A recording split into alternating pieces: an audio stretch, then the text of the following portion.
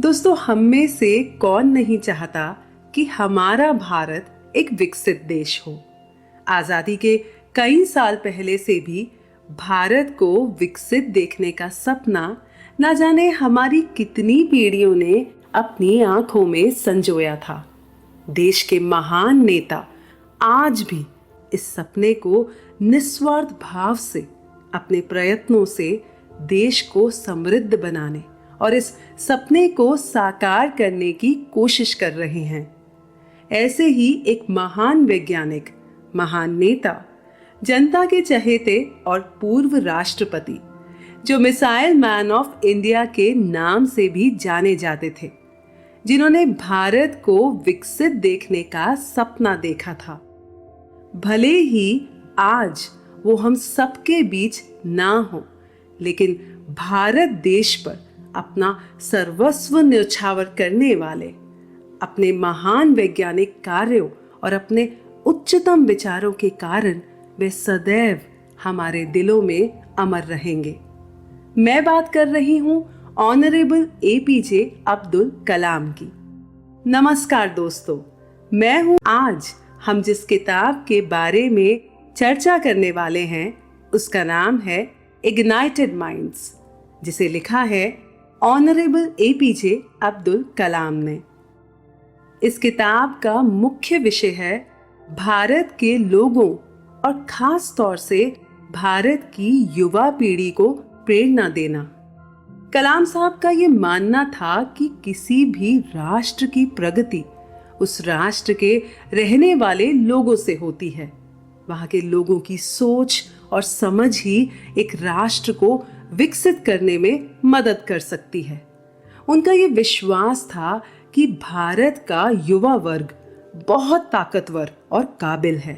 इस वर्ग को अगर सही मार्गदर्शन मिले तो वे अपनी क्षमता और काबिलियत से अपने उद्देश्यों को आसानी से पूरा कर सकता है। कलाम साहब भारत को ईयर 2020 तक एक विकसित राष्ट्र के रूप में देखना चाहते थे और उसी सिलसिले में उन्होंने फैसला किया कि वे इस किताब इग्नाइटेड माइंड्स को लिखेंगे ताकि वे भारत के युवाओं के मन में तेज पैदा कर सकें और उन्हें प्रेरित कर सकें।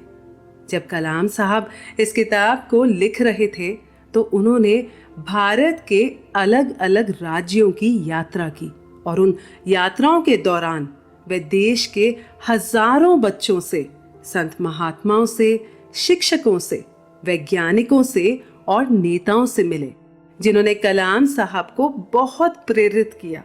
उन्हें ये यकीन हो गया कि भारत के लोगों के पास अद्भुत ज्ञान का भंडार है और अपने उसी ज्ञान की रोशनी से वे भारत को एक विकसित राष्ट्र बना सकते हैं। इस किताब के माध्यम से वे अपने राष्ट्र के लोगों को एक बहुत ही महत्वपूर्ण संदेश देना चाहते हैं कि राष्ट्र के लोगों ने जो एक अच्छे जीवन, अच्छे स्वास्थ्य, अच्छी शिक्षा का, अपने लक्ष्यों को पूरा करने का, एक सुखी और शांतिपूर्वक जीवन बिताने का जो सपना देखा है वो संभव है। उनके मुताबिक हमारे पास राष्ट्रीय तौर पर वो सभी साधन उपलब्ध हैं जो भारत को एक विकसित देश बना सकता है।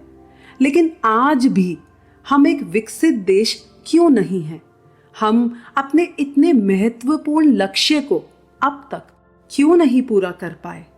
अगर हमें इस लक्ष्य को पूरा करना है तो हमें अपने अंदर क्या सुधार लाना चाहिए? इन सभी प्रश्नों के बारे में सोचते सोचते कलाम साहब को ये एहसास हुआ कि कहीं ना कहीं हमारा दृष्टिकोण ही हमारी समस्या है और हमें उसमें बदलाव लाने की जरूरत है। हमें अपने अंदर झांकने की जरूरत है। अपनी सीमित सोच से ऊपर उठ हमें अब एक नए तरीके से काम करना होगा।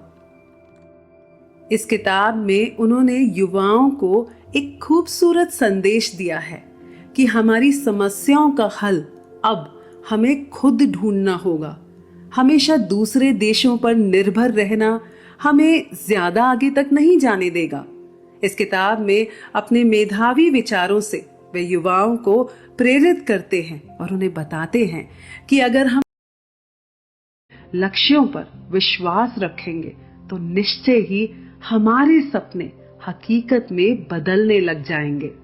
तो चलिए बढ़ते हैं अपने पहले अध्याय की तरफ और सुनते हैं ऑनरेबल एपीजे अब्दुल कलाम द्वारा लिखी गई किताब इग्नाइटेड माइंड्स यानी तेजस्वी मन की ऑडियो बुक समरी को।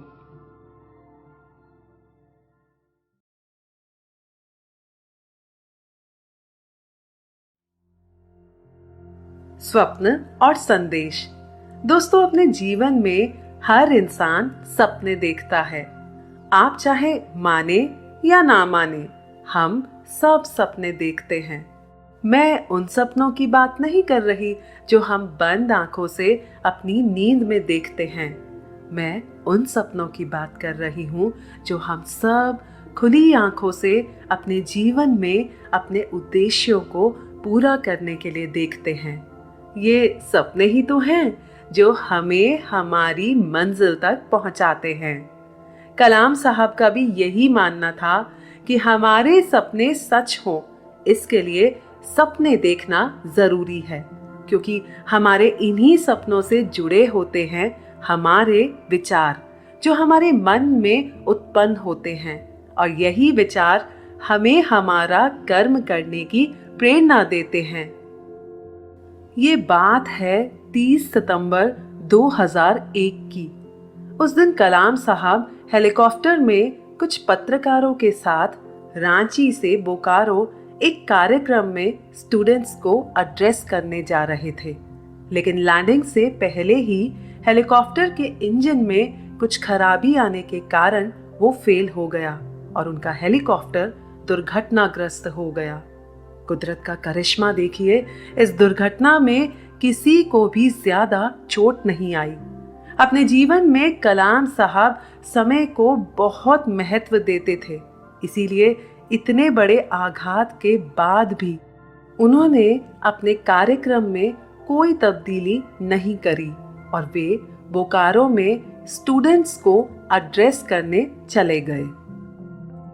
रात में जब वे उस कार्यक्रम से वापस लौटे तो डॉक्टरों ने दुर्घटना के आघात से उभरने के लिए कलाम साहब को ट्रैंकुलाइजर लेने का सुझाव दिया ताकि वे रात में अच्छे से सो पाएं। उन्हें नींद तो आ गई, लेकिन वे काफी बेचैन रहे और इसी बेचैनी में उनके मन में संपूर्ण मानव जाति के बारे में बहुत सारे विचार उत्पन्न होने लगे, जैसे ईश्वर की बनाई मानव जाति सर्वश्रेष्ठ रचनाओं में से एक है, लेकिन फिर भी यहाँ पर इतनी हिंसा देखने को क्यों मिलती है। इसी बीच कलाम साहब ने अपने आप को चांदनी रात में रेगिस्तान के बीचों बीच इस धरती की 5 बेहतरीन और महान हस्तियों को वार्तालाप करते सुना। उनका ये अनुभव जो किसी सपने से कई ज्यादा तीव्र अनुभूति लिए था, लेकिन कलाम साहब ने इसे सपना ही कहा और अपने उस सपने का वर्णन कुछ इस प्रकार किया। रात का समय था और आसमान में पूरा चांद चमक रहा था। मीलों मील तक रेगिस्तान फैला हुआ था और उस चांदनी रात में पूरा रेगिस्तान चमचमा रहा था। उस रेगिस्तान में विश्व की 5 महान हस्तियां आपस में रही थी। वो 5 महान हस्तियां थीं महात्मा गांधी, अल्बर्ट आइंस्टाइन, सम्राट अशोक, अब्राहम लिंकन और खलीफा उमर। वे पांचों आपस में संपूर्ण मानव जाति को लेकर अपने अपने विचारों को व्यक्त कर रहे थे। सम्राट अशोक जो कलिंग का युद्ध जीत कर आए थे, लेकिन वे जीतने के बाद भी खुश नहीं थे। अपने घुटनों के बल आकर उन्होंने दुखी भाव से आसमान में उस चांद को देखा और फिर धरती पर उस चांदनी को देखा जो खुद में ही एक ईश्वरीय कृपा थी। और फिर उन्होंने युद्ध का वो भयानक दृश्य देखा जो उन्होंने खुद रचा था। उजली चांदनी में और जमीन पर बिखरे उस दुख दर्द से भरे क्षण में उन्हें ऐसे लगा कि प्रकृति उन्हें अपने उस खूबसूरत नजारे से और शांति से प्रेम और अहिंसा का संदेश दे रही थी। अपने वार्तालाप में वे पांचों महान हस्तियां ये भी कह रही थी कि ईश्वर ने उन सबको कुछ अद्भुत विशेषताएं दी हैं, जिसे उन्होंने अपने कर्मों से और प्रयासों से इस मानव जाति को दिया है। क्या ये मानव जाति उनकी दिखाई गई दिशा की तरफ बढ़ रही है? और क्या इस मानव जाति को धरती पर अपने उद्देश्य का एहसास है? उसी वार्तालाप में उन पांचों ने व्यक्त किया कि दिव्य सुंदरता सिर्फ बाहर तक ही सीमित नहीं रहनी चाहिए, बल्कि इस सुंदरता को मनुष्य की आत्मा में प्रवेश करना चाहिए, जिससे मानव शरीर और उसके मस्तिष्क में भी उसका संचार हो। इस धरती पर रह रहे लोगों और राष्ट्रों के बीच में आपसी मतभेद है। कहीं ना कहीं सफलता पाने के लिए और ताकतवर बनने के लिए हमने अपने नैतिक मूल्यों को कहीं खो दिया है। इसी वार्तालाप में वे सभी अपने आप से पूछते हैं कि मानव चेतना की क्या भूमिका है। क्या इस मानव चेतना की राजनीतिक सोच, वैज्ञानिक सोच और धर्मशास्त्रीय सोच में कोई भूमिका है? अंत में महात्मा गांधी ने वार्तालाप खत्म होने से पहले ऋषि अष्टावक्र के विचारों को प्रस्तुत किया और कहा, ऋषि अष्टावक्र ने कहा था कि तुम एक चैतन्य शक्ति हो और तुम्हारे अंदर ही पूरे ब्रह्मांड की असीम शक्तियां हैं। ये ब्रह्मांड तुमसे अलग नहीं है और पूरी सृष्टि इसी का ही अंश है। जीवन एक संघर्ष नहीं है, बल्कि उसका मकसद समृद्धि और शांति होना चाहिए। और आखिर में उन 5 महान हस्तियों का पूरी धरती के लिए ये संदेश था कि हम जो कुछ भी करें, किसी भी सिद्धांत पर अमल करें, वो हमेशा मानव जाति के हित में ही होना चाहिए। वाह, कितना ही सही और अर्थपूर्ण सपना देखा था कलाम साहब ने। अगली सुबह जब कलाम साहब सोकर उठे तो चाय पीते पीते अपने साथ हुई उस हेलीकॉप्टर दुर्घटना के बारे में सोचने लगे और फिर उस विचित्र सपने के बारे में। उन्हें लगा कि अगर वे इतनी बड़ी दुर्घटना के बाद भी जिंदा हैं, तो वाकई इसके पीछे कोई मकसद है। कल रात के उनके इस सपने में उनके लिए जरूर कोई संदेश था, लेकिन इसके आगे अब वे क्या करें? कलाम साहब अपने इस सपने के बारे में सोचते रहे और साथ ही में इस दुनिया का इतिहास उनकी आंखों के सामने आने लगा कि कैसे अतीत में भी अच्छी ताकतों ने मानव जीवन को बेहतर बनाने के लिए संघर्ष किया था। हमारा भारत एक ऐसा देश है जहां पर महान संतों और शिक्षकों ने अपने उच्च विचारों से हमें एक खुशहाल और धार्मिक जीवन जीना सिखाया। लेकिन दूसरी तरफ ऐसी हिंसात्मक घटनाएं भी घटी हैं जिनकी वजह से हमें गहरा आघात लगा है। वो चाहे द्वितीय महायुद्ध हो या फिर 9/11 का आतंकी हमला। इन सब पर विराम कब लगेगा? क्या हम खुद का विनाश करने के लिए अभिशापित हैं? नहीं, अब हमें इन सब का स्थायी समाधान खोजना ही होगा। कलाम साहब के अंदर एक नया दृढ़ संकल्प उभर रहा था और उन्होंने निर्णय लिया कि वे अपने देश के बच्चों के साथ बातचीत करके उनके मन के विचार जानेंगे और उनसे मेलजोल बढ़ाएंगे। वे एक सामान्य स्तर से ऊपर उठकर उस चैतन्य शक्ति को खोजना चाहते थे जो हम सब के अंदर है, और उस परम बुद्धिमता से जुड़कर वे भारत का यथार्थ रूप भारत के बच्चों में तलाशना चाहते थे।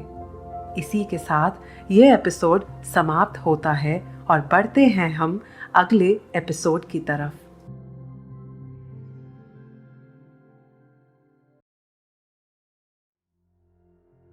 राष्ट्र के विभिन्न चरण।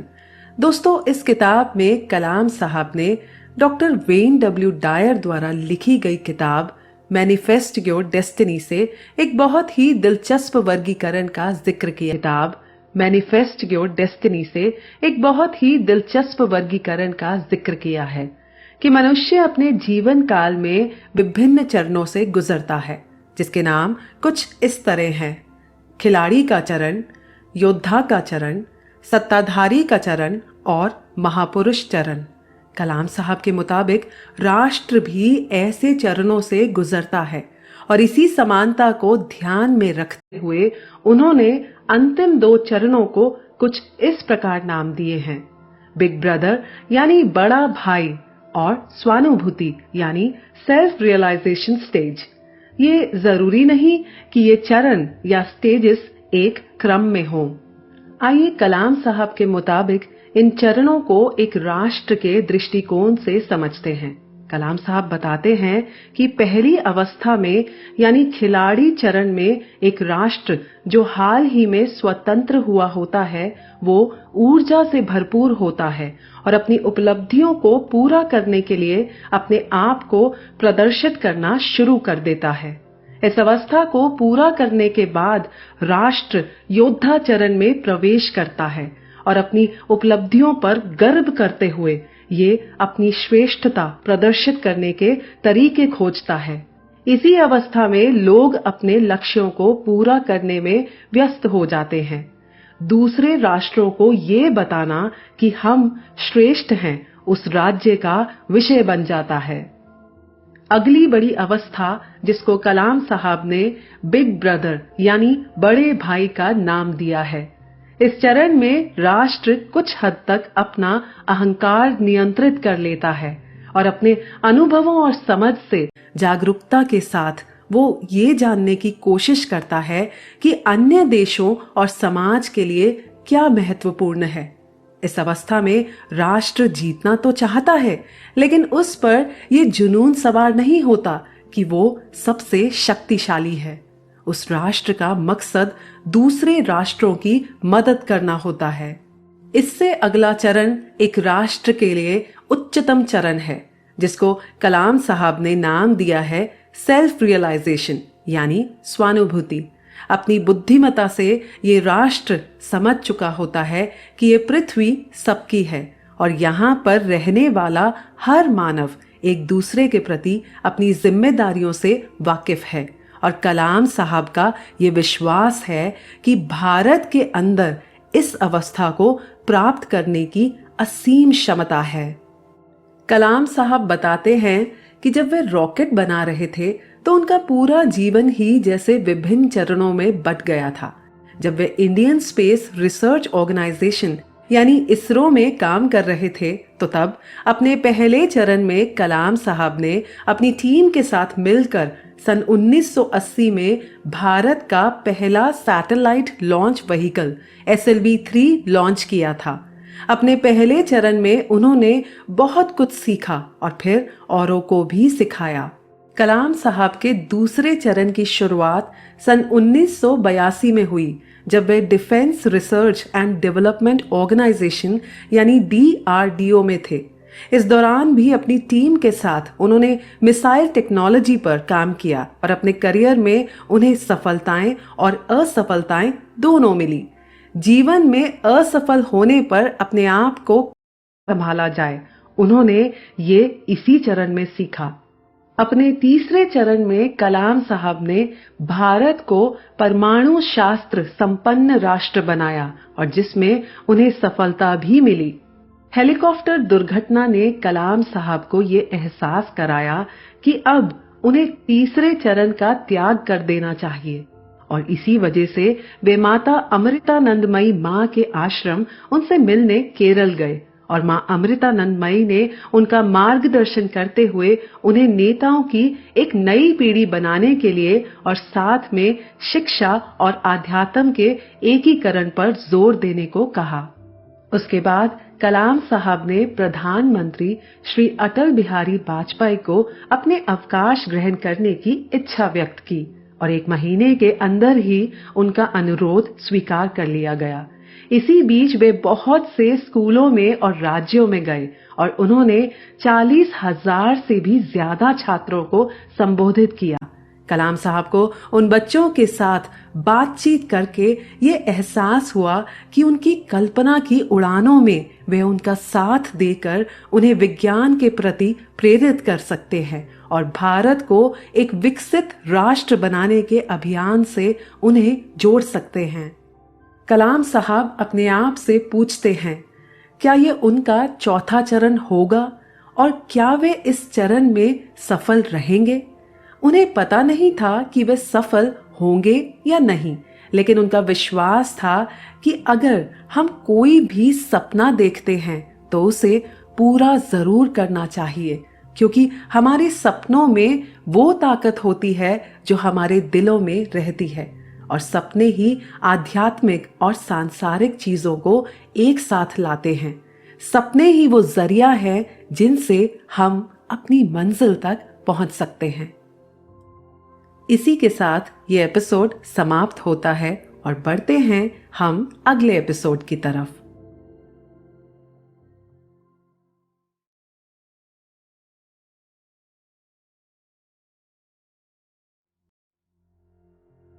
हमें हमारा आदर्श दो।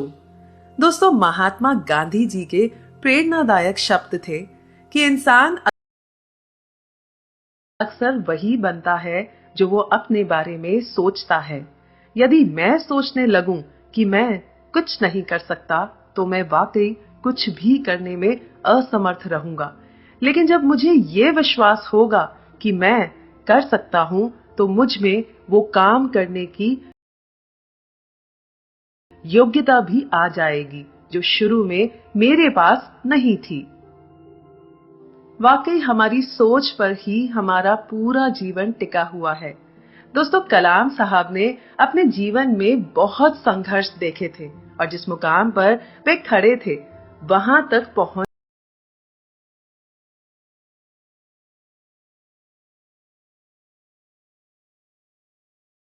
के लिए उन्होंने काफी लंबा सफर तय किया था।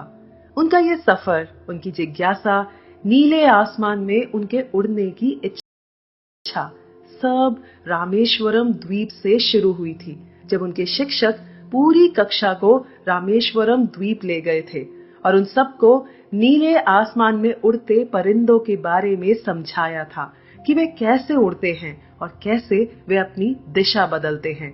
उनके शिक्षक के उस एक लेक्चर ने कलाम साहब की जिंदगी बदल दी और जीवन में उन्हें अपना लक्ष्य मिल गया। कलाम साहब बहुत ही महत्वाकांक्षी थे। उन्होंने बताया कि अपने जीवन में हम सब ईश्वर की दी गई चीजों को पाने का हक रखते हैं और जब तक हमारे देश के विद्यार्थियों और युवाओं को ये विश्वास नहीं होगा कि वे एक विकसित भारत के नागरिक बनने के योग्य हैं, तब तक वे समझदार और ज्ञानवान नागरिक कैसे बन सकते हैं। वे आगे बताते हैं कि विकसित देशों की समृद्धि का क्या रहस्य है। कुछ खास नहीं, बस इतना कि वहां के लोगों ने पीढ़ी दर पीढ़ी ये विश्वास रखा कि उन्हें एक मजबूत और समृद्ध राष्ट्र में एक अच्छा जीवन व्यतीत करना है। इसीलिए सच्चाई उनकी आकांक्षाओं के अनुरूप ढल गई। कलाम साहब एक न्यूनतम जीवन यानी एक मिनिमलिस्ट की लाइफ जीते थे और उन्होंने ये कभी भी नहीं कहा कि हमें मटेरियलिस्टिक थिंग्स यानी भौतिक वस्तुओं की इच्छा नहीं रखनी चाहिए। वे अबंडेंस यानी समृद्धि की खुद भी बहुत कद्र करते थे और उनका ये विश्वास था कि समृद्धि और आध्यात्म एक दूसरे के विरोधी नहीं हैं, बल्कि एक इंसान जब समृद्ध होता है तो उसका विश्वास बढ़ता है और वे सुरक्षित महसूस करता है। कलाम साहब बताते हैं कि न्यूनतम तरीके से जीने में कोई हर्ज नहीं है। महात्मा गांधी जी ने भी तो ऐसा जीवन जिया था। ये तो हमारी पसंद पर निर्भर करता है कि हम कैसी जीवन शैली जीना चाहते हैं, लेकिन जबरदस्ती चीजों का त्याग कर देना और फिर उस जीवन को जीना एक अलग बात हो जाती है।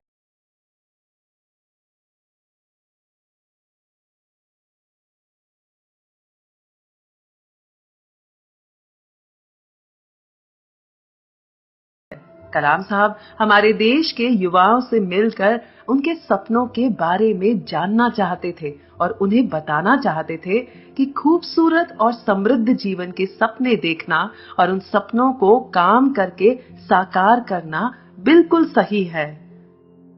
लेकिन हम जो कुछ भी करें वो हमें जबरदस्ती या आधे अधूरे मन से नहीं करना चाहिए, बल्कि अपने दिल दिमाग को केंद्रित कर उस काम को करने की चाहत हमारी आत्मा से आनी चाहिए। तभी हम खुश रह सकेंगे और वही खुशी और प्यार हम अपने आसपास औरों को भी दे पाएंगे। कलाम साहब की पहली बैठक त्रिपुरा के हाई स्कूल में आयोजित हुई और वहां पर 500 से भी ज्यादा छात्र थे और भारत को एक विकसित देश बनाने के लिए कलाम साहब के विचार सुनने के बाद छात्रों ने उनसे कई सवाल पूछे। वैसे तो कलाम साहब से छात्रों ने बहुत से सवाल पूछे, लेकिन यहाँ हम कुछ महत्वपूर्ण सवालों का ही जिक्र कर रहे हैं। पहला सवाल था, हम अपना आदर्श कहां से चुने और हमें अपना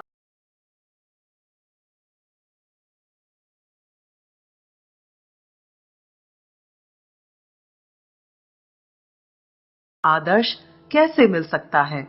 इस पर कलाम साहब ने जवाब दिया, बचपन से ही जीवन के अलग अलग चरणों में हम अपने आदर्श बनाते रहते हैं। उन्होंने बच्चों को समझाते हुए कहा कि 15 साल तक अपने सर्वोत्तम आदर्श आपके पिता युवाओं से मिलकर उनके सपनों के बारे में जानना चाहते थे और उन्हें बताना चाहते थे। खूबसूरत और समृद्ध जीवन के सपने देखना और उन सपनों को काम करके साकार करना बिल्कुल सही है। लेकिन हम जो कुछ भी करें वो हमें जबरदस्ती या आधे अधूरे मन से नहीं करना चाहिए, बल्कि अपने दिल दिमाग को केंद्रित कर उस काम को करने की चाहत हमारी आत्मा से आनी चाहिए। तभी हम खुश रह सकेंगे और वही खुशी और प्यार हम अपने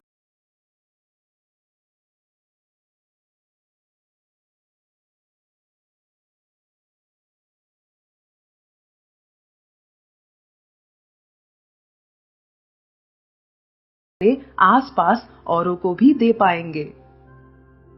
कलाम साहब की पहली बैठक त्रिपुरा के हाई स्कूल में आयोजित हुई और वहां पर 500 से भी ज्यादा छात्र थे और भारत को एक विकसित देश बनाने के लिए कलाम साहब के विचार सुनने के बाद छात्रों ने उनसे कई सवाल पूछे। वैसे तो कलाम साहब से छात्रों ने बहुत से सवाल पूछे, लेकिन यहाँ हम कुछ महत्वपूर्ण सवालों का ही जिक्र कर रहे हैं। पहला सवाल था, हम अपना आदर्श कहां से चुने और हमें अपना आदर्श कैसे मिल सकता है। इस पर कलाम साहब ने जवाब दिया, बचपन से ही जीवन के अलग अलग चरणों में हम अपने आदर्श बनाते रहते हैं। उन्होंने बच्चों को समझाते हुए कहा कि 15 साल तक अपने सर्वोत्तम आदर्श आपके पिता या माता अथवा आपके अध्यापक हो सकते हैं, क्योंकि उस अवधि में ये ही वो लोग हैं जो आपका अच्छे से मार्गदर्शन कर सकते हैं।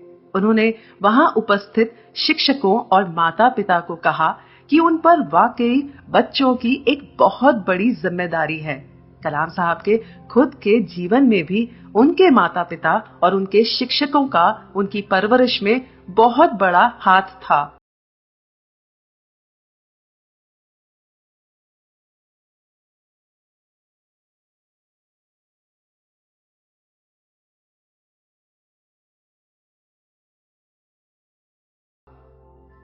उन्होंने उस बैठक में ये भी संदेश दिया कि अगर माता पिता और अध्यापक युवाओं का जीवन संवारने के लिए आवश्यक समर्पण की भावना रखें तो भारत को एक नया जीवन मिल सकता है। शिक्षा तथा अध्यापक छात्र संबंध को व्यापारी दृष्टि से देखने की बजाय राष्ट्र के विकास को ध्यान में रखकर देखना होगा। ये वो गुण है जो हमारे अंतर्मन से आना चाहिए। वहीं पर उपस्थित एक लड़की ने उनसे सवाल पूछा कि आतंकवादी कौन होते हैं। हम हर रोज इनके बारे में अखबारों में पढ़ते हैं और अपने माँ बाप को भी इस विषय पर बात करते सुनते हैं। क्या ये हमारे ही देश के लोग हैं? इस सवाल ने कलाम साहब को झकझोर कर रख दिया, क्योंकि वे खुद इस सवाल का जवाब तलाश रहे थे। वहां उपस्थित लोगों को जवाब देने से पहले कलाम साहब ने वहां बैठे सब लोगों की तरफ देखा, फिर आसमान की तरफ देखा और फिर बच्चों को संबोधित करते हुए कहा, बच्चों, हमारे महान महाकाव्य रामायण में भगवान राम और राक्षस रावण में एक लंबा युद्ध चला था, लेकिन अंत में जीत भगवान राम की यानी अच्छाई की हुई थी और महाभारत में भी जीत धर्म की हुई थी। बच्चों, इस संसार में युद्ध तो बहुत हुए हैं, लेकिन अंत में जीत शांति की ही होती है। मुझे ऐसा लगता है अच्छाई और बुराई दोनों एक साथ मौजूद रहेंगे, लेकिन सवाल ये उठता है कि किस तरह आध्यात्मिक विकास के जरिए इस बुराई को कम से कम किया जाए। जिज्ञासु छात्रों को मिलने जब कलाम साहब असम तेजपुर पहुंचे तो वहां तेजपुर विश्वविद्यालय दीक्षांत समारोह में कलाम साहब के भाषण देने के बाद एक बच्चे ने उनसे बहुत ही दिलचस्प सवाल पूछा कि ब्रह्मपुत्र नदी का पानी, जिसमें ज्यादातर बाढ़ आई रहती है, वहां से राजस्थान और तमिलनाडु जैसे पानी की कमी वाले राज्यों को क्यों नहीं दिया जा सकता। उस बच्चे ने बड़ा ही जबरदस्त सवाल पूछा था और जिसे सुनकर कलाम साहब अवाक रह गए। वो सोचने लगे कि वाकई बच्चों को ही ऐसे विचार आ सकते हैं, बड़े असंभावनाएं ज्यादा देखते हैं। कलाम साहब को तो पता था कि नदियां राज्यों का विषय है और हमारे राज्य अपने अपने नदी जल को लेकर हमेशा आपस में लड़ते झगड़ते रहते हैं। भविष्य में ये नदियां शायद इन राष्ट्रों को समृद्ध हो जाती है। कलाम साहब हमारे देश के युवाओं से मिलकर उनके सपनों के बारे में जानना चाहते थे और उन्हें बताना चाहते थे खूबसूरत और समृद्ध जीवन के सपने देखना और उन सपनों को काम करके साकार करना बिल्कुल सही है, लेकिन हम जो कुछ भी करें वो हमें जबरदस्ती या आधे अधूरे मन से नहीं करना चाहिए, बल्कि अपने दिल दिमाग को केंद्रित कर उस काम को करने की चाहत हमारी आत्मा से आनी चाहिए। तभी हम खुश रह सकेंगे और वही खुशी और प्यार हम अपने आसपास औरों को भी दे पाएंगे। कलाम साहब की पहली बैठक त्रिपुरा के हाई स्कूल में आयोजित हुई और वहां पर 500 से भी ज्यादा छात्र थे और भारत को एक विकसित देश बनाने के लिए कलाम साहब के विचार सुनने के बाद छात्रों ने उनसे कई सवाल पूछे। वैसे तो कलाम साहब से छात्रों ने बहुत से सवाल पूछे, लेकिन यहाँ हम कुछ महत्वपूर्ण सवालों का ही जिक्र कर रहे हैं। पहला सवाल था, हम अपना आदर्श कहाँ से चुने और हमें अपना आदर्श कैसे मिल सकता है। इस पर कलाम साहब ने जवाब दिया, बचपन से ही जीवन के अलग अलग चरणों में हम अपने आदर्श बनाते रहते हैं। उन्होंने बच्चों को समझाते हुए कहा कि 15 साल तक अपने सर्वोत्तम आदर्श आपके पिता या माता अथवा आपके अध्यापक हो सकते हैं, क्योंकि उस अवधि में ये ही वो लोग हैं जो आपका अच्छे से मार्गदर्शन कर सकते हैं। उन्होंने वहां उपस्थित शिक्षकों और माता पिता को कहा कि उन पर वाकई बच्चों की एक बहुत बड़ी जिम्मेदारी है। कलाम साहब के खुद के जीवन में भी उनके माता पिता और उनके शिक्षकों का उनकी परवरिश में बहुत बड़ा हाथ था। उन्होंने उस बैठक में ये भी संदेश दिया कि अगर माता पिता और अध्यापक युवाओं का जीवन संवारने के लिए आवश्यक समर्पण की भावना रखें तो भारत को एक नया जीवन मिल सकता है। शिक्षा तथा अध्यापक छात्र संबंध को व्यापारी दृष्टि से देखने की बजाय राष्ट्र के विकास को ध्यान में रखकर देखना होगा। ये वो गुण है जो हमारे अंतर्मन से आना चाहिए। वहीं पर उपस्थित एक लड़की ने उनसे सवाल पूछा कि आतंकवादी कौन होते हैं। हम हर रोज इनके बारे में अखबारों में पढ़ते हैं और अपने माँ बाप को भी इस विषय पर बात करते सुनते हैं। क्या ये हमारे ही देश के लोग हैं?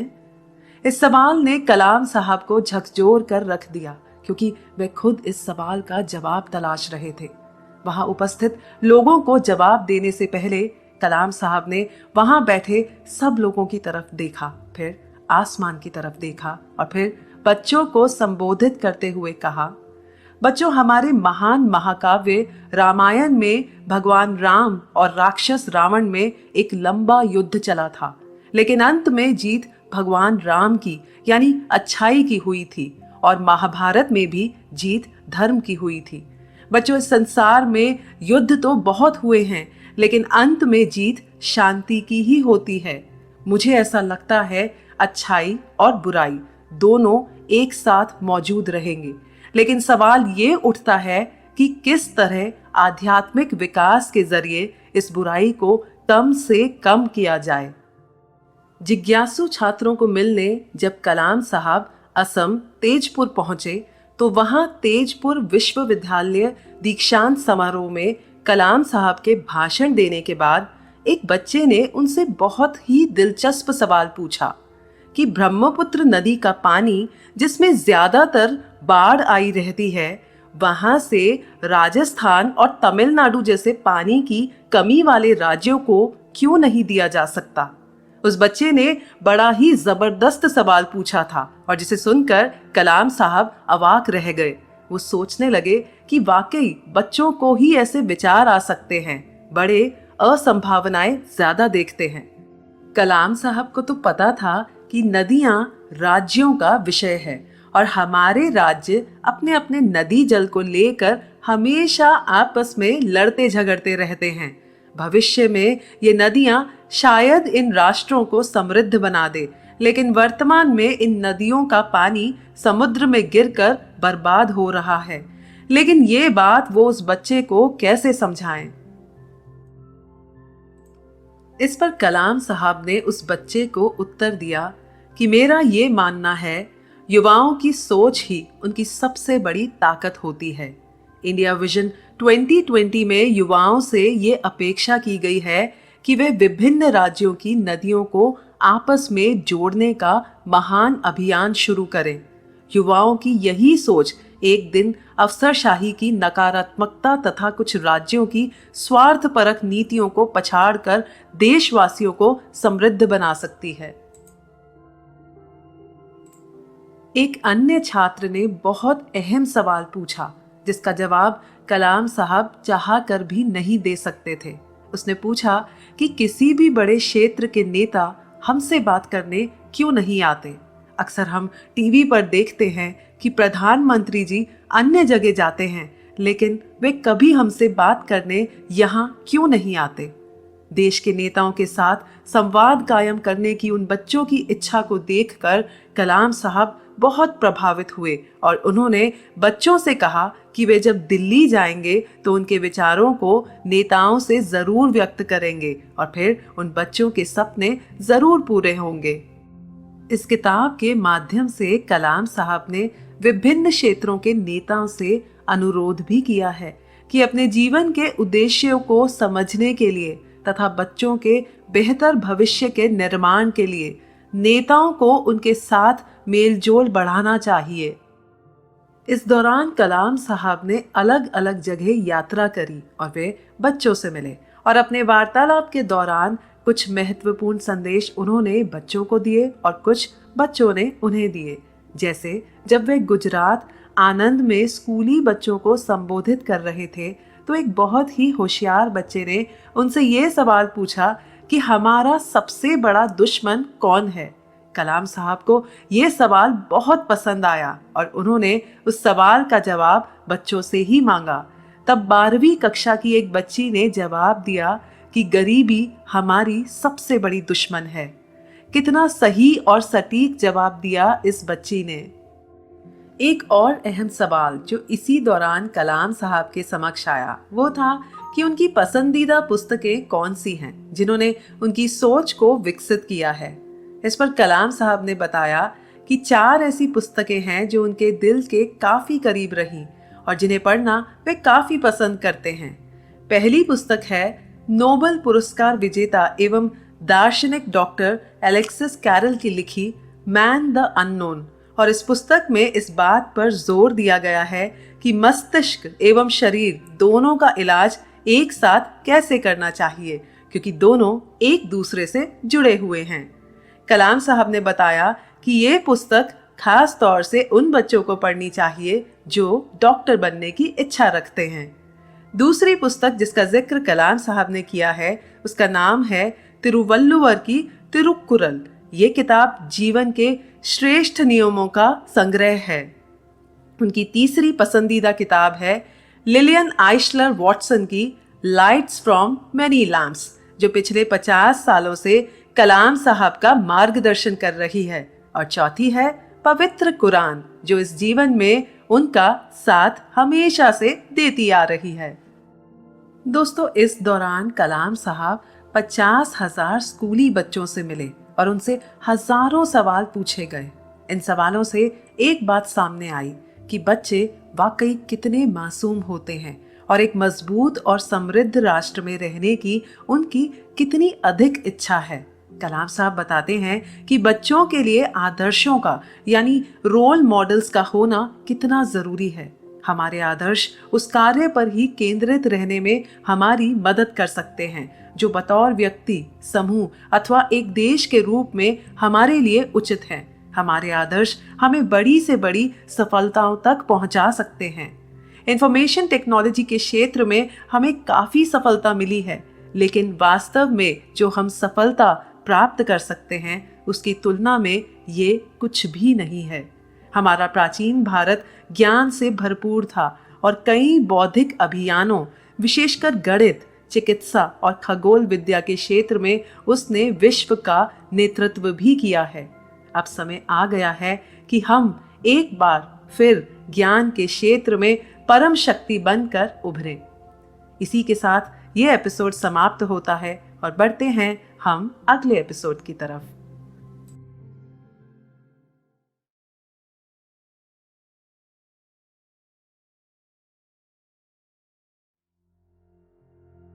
दूरदर्शी शिक्षक और वैज्ञानिक। जर्मन पोएट गोथे का एक खूबसूरत कोट है कि आप जो कुछ भी कर सकते हैं या आप जो भी सपना देख सकते हैं उस काम को करना या सपने को देखना शुरू कीजिए। बहादुरी में ही बौद्धिक कौशल, ताकत और जादू होता है। उसकी शुरुआत अभी से करें। दोस्तों, हम सब ने ये देखा भी है और सदियों से ये सुनते भी आ रहे हैं कि देश की प्रगति के लिए देशवासियों को एक होकर सोचना पड़ता है। ऐसा ही कलाम साहब का मानना था कि देश के महान लोगों के लिए सबसे पहले उनका देश आता था। उनकी सोच सबसे अलग और कुछ हटकर होती थी। ये महान लोग सपनों को वास्तविकता में बदलने के लिए अपनी योग्यता से हजारों लोगों को अपने साथ जोड़ लेते थे। इस अध्याय में कलाम साहब ने ऐसे ही कुछ महान लोगों का जिक्र किया है जो दूरदर्शी थे। कुछ भी कर सकते हैं या आप जो भी सपना देख सकते हैं उस काम को करना या सपने को देखना शुरू कीजिए। बहादुरी में ही बौद्धिक कौशल, ताकत और जादू होता है। उसकी शुरुआत अभी से करें। दोस्तों, हम सब ने ये देखा भी है और सदियों से ये सुनते भी आ रहे हैं कि देश की प्रगति के लिए देशवासियों को एक होकर सोचना पड़ता है। ऐसा ही कलाम साहब का मानना था कि देश के महान लोगों के लिए सबसे पहले उनका देश आता था। उनकी सोच सबसे अलग और कुछ हटकर होती थी। ये महान लोग सपनों को वास्तविकता में बदलने के लिए अपनी योग्यता से हजारों लोगों को अपने साथ जोड़ लेते थे। इस अध्याय में कलाम साहब ने ऐसे ही कुछ महान लोगों का जिक्र किया है जो दूरदर्शी थे और अपनी दूरदर्शिता से उन्होंने हमेशा देश के हित के लिए काम किया।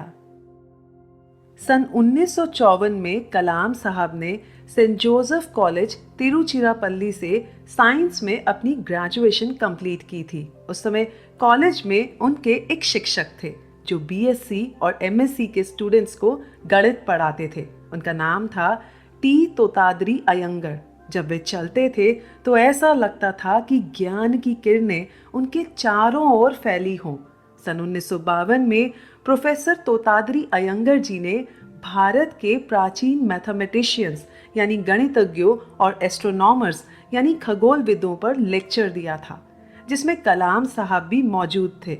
उसी लेक्चर के दौरान कलाम साहब को देश के प्राचीन गणितज्ञों के बारे में कुछ झलकियां मिली, जिसका वर्णन आगे किया गया है। कलाम साहब ने बताया कि आर्यभट्ट, ब्रह्मगुप्त और भास्कराचार्य तीनों ही भारत के महान गणितज्ञ और खगोलविद थे। तीनों ही के पास संपूर्ण ज्ञान का खजाना था और अपने अपने तरीके से उन्होंने अलजेब्रा, अरिथमेटिक, ट्रिग्नोमेट्री, ज्योमेट्री और एस्ट्रोनॉमी जैसे क्षेत्रों में महत्वपूर्ण योगदान दिया। श्रीनिवास रामानुजन जी को याद करते हुए कलाम साहब ने कहा कि वे एक जीनियस मैथमेटिशियन थे। उनके पास कोई भी फॉर्मल एजुकेशन यानी औपचारिक शिक्षा नहीं थी और ना ही रोजी रोटी कमाने का कोई साधन था, लेकिन अपनी प्रबल इच्छा शक्ति से और गणित विषय के प्रति उनके लगाव के चलते उन्होंने गणित संबंधी शोध में काफी योगदान दिया और उनके कई कार्यों पर तो अब भी गहन अध्ययन जारी है। कलाम साहब हमारे वैज्ञानिकों को संदेश देते हैं कि वे स्कूलों में ऐसे ही जीनियस रामानुजन की तलाश क्यों नहीं करते। कलाम साहब ने यह भी कहा कि आने वाले समय में प्रख्यात शिक्षक गणित के युवा छात्रों को पढ़ाने और प्रेरित करने में भी अपना अतुलनीय और महान कार्य जारी रखेंगे, ताकि इस क्षेत्र में भारतीय प्रतिभा के झंडे गाड़े जा सके। कलाम साहब ने Nobel prize winner sir C V Raman का भी जिक्र किया, जिनके भीतर के वैज्ञानिक ने उन्हें चैन से बैठने नहीं दिया।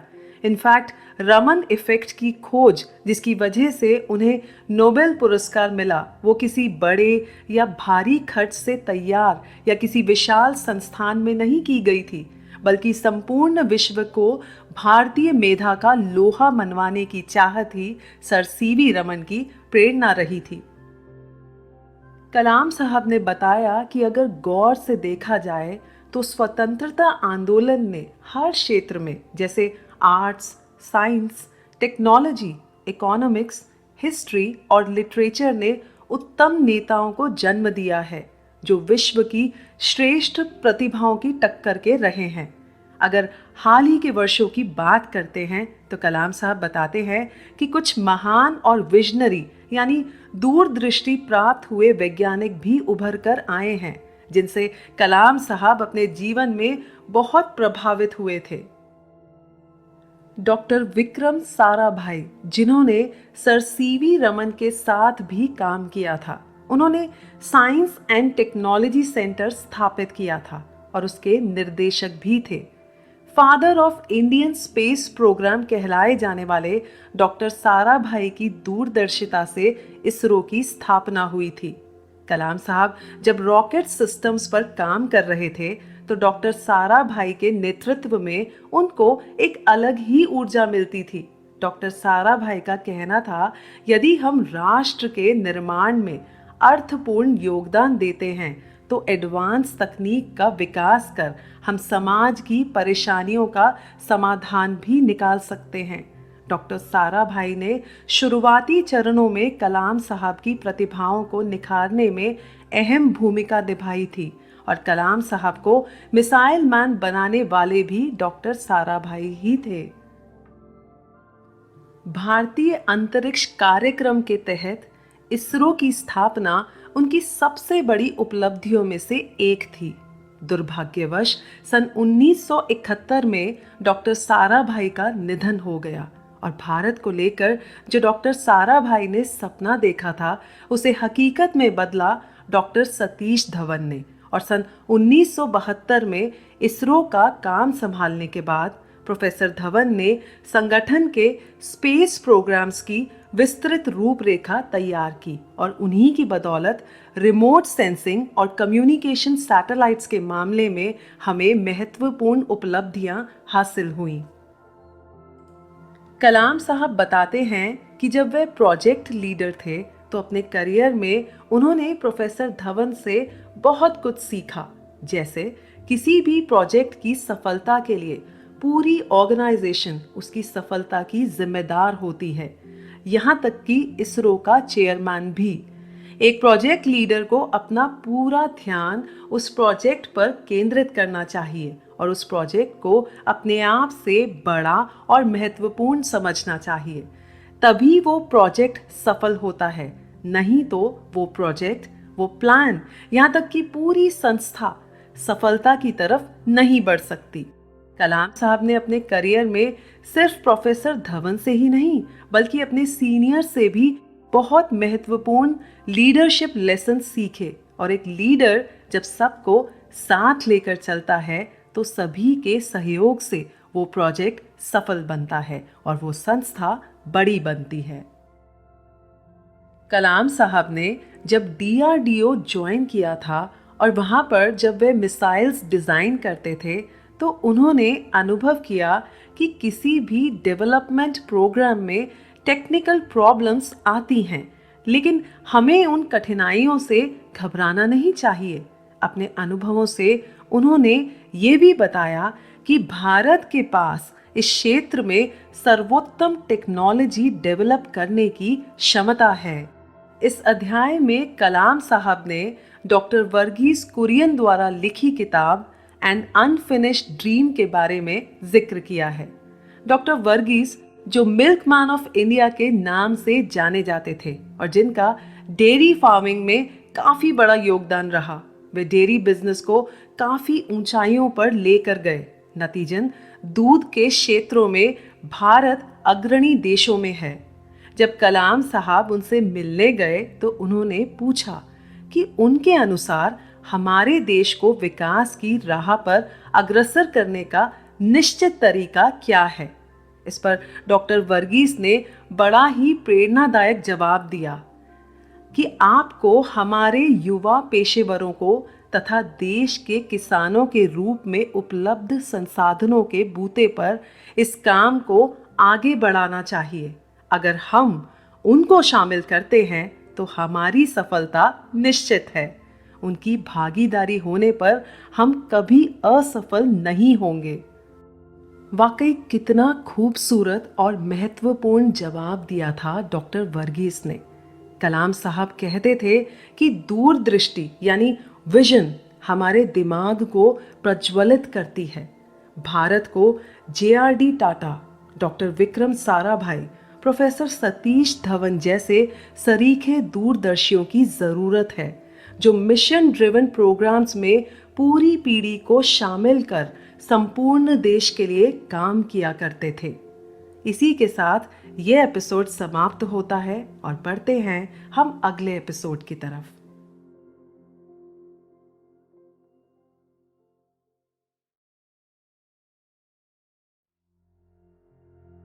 सत्संग की शक्ति।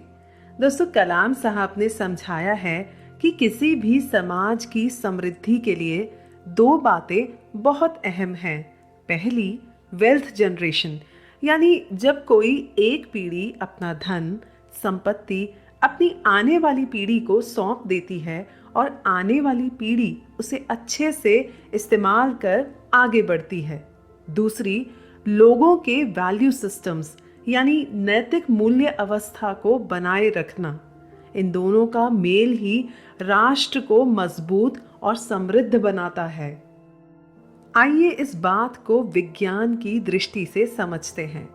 कलाम साहब ने इस अध्याय में बताया है कि बचपन में जब आइंस्टाइन ने पहली बार कंपास यानी दिशा सूचक को देखा था तो वह ये देखकर हैरान हो गए थे कि जब वे कंपास की सुई को हिलाते थे तो सुई अपनी दिशा बदल लिया करती थी। जब भी वे उस सुई को देखते तो उनकी उत्सुकता बढ़ती जाती। वे उस अदृश्य ताकत को समझने की कोशिश करते रहते जो सुई को हिलाती थी। उनके दिमाग में बहुत से प्रश्न आने लगे, जैसे उस सुई को कौन नियंत्रित कर रहा है, वो कहाँ है और वो कैसे काम करता है। हम सब अब ये जानते हैं कि पृथ्वी के उत्तर दक्षिण ध्रुवों पर नॉर्थ साउथ एक्सिस मौजूद छोटी सी चुंबक ही कंपास की सुई को हिलाती है। लेकिन क्या ये सच सिर्फ यहीं तक सीमित है या इससे आगे भी कुछ है? कलाम साहब समझाते हैं कि हमारे पृथ्वी ग्रह पर हर जगह हम चुंबकीय क्षेत्र यानी मैग्नेटिक फील्ड का प्रभाव तो महसूस कर सकते हैं, लेकिन इस पृथ्वी ग्रह पर हर जगह उसके होने के बावजूद हम उसे देख नहीं पाते। लेकिन तर्क ये कहता है कि वो हमारे भीतर भी है। हमारा पृथ्वी ग्रह अंतरिक्ष में घूमते हुए हर वक्त गतिशील रहता है। हमें देखने में लगता है कि हम स्थिर हैं, लेकिन सच्चाई ये है कि इस ग्रह पर मौजूद हर वस्तु इस गतिशीलता का अंग है।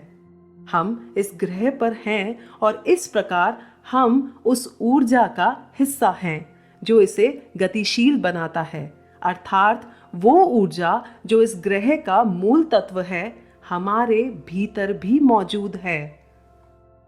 डॉक्टर वेन डायर का तर्क है कि इस यूनिवर्सल एनर्जी यानी ब्रह्मांडीय ऊर्जा के बलबूते पर हम हर वो वस्तु पा सकते हैं जिसकी हम इच्छा रखते हैं। बहुत से लोगों का ये मानना है कि विज्ञान और आध्यात्म एक दूसरे के विरुद्ध हैं, लेकिन ऐसा नहीं है। दोनों ही अपने अपने तरीके से सत्य की खोज करना चाहते हैं और प्रकृति को जानना चाहते हैं। कलाम साहब को भी ऐसा एहसास हो रहा था कि कहीं ना कहीं विज्ञान और आध्यात्म एक जगह पर आकर मिल रहे हैं और इससे जुड़े कई विचार उनके मन में उत्पन्न होने लगे और कई सारे विषयों के बारे में जिनमें उनकी दिलचस्पी थी वे जानने के लिए उत्सुक होने लगे।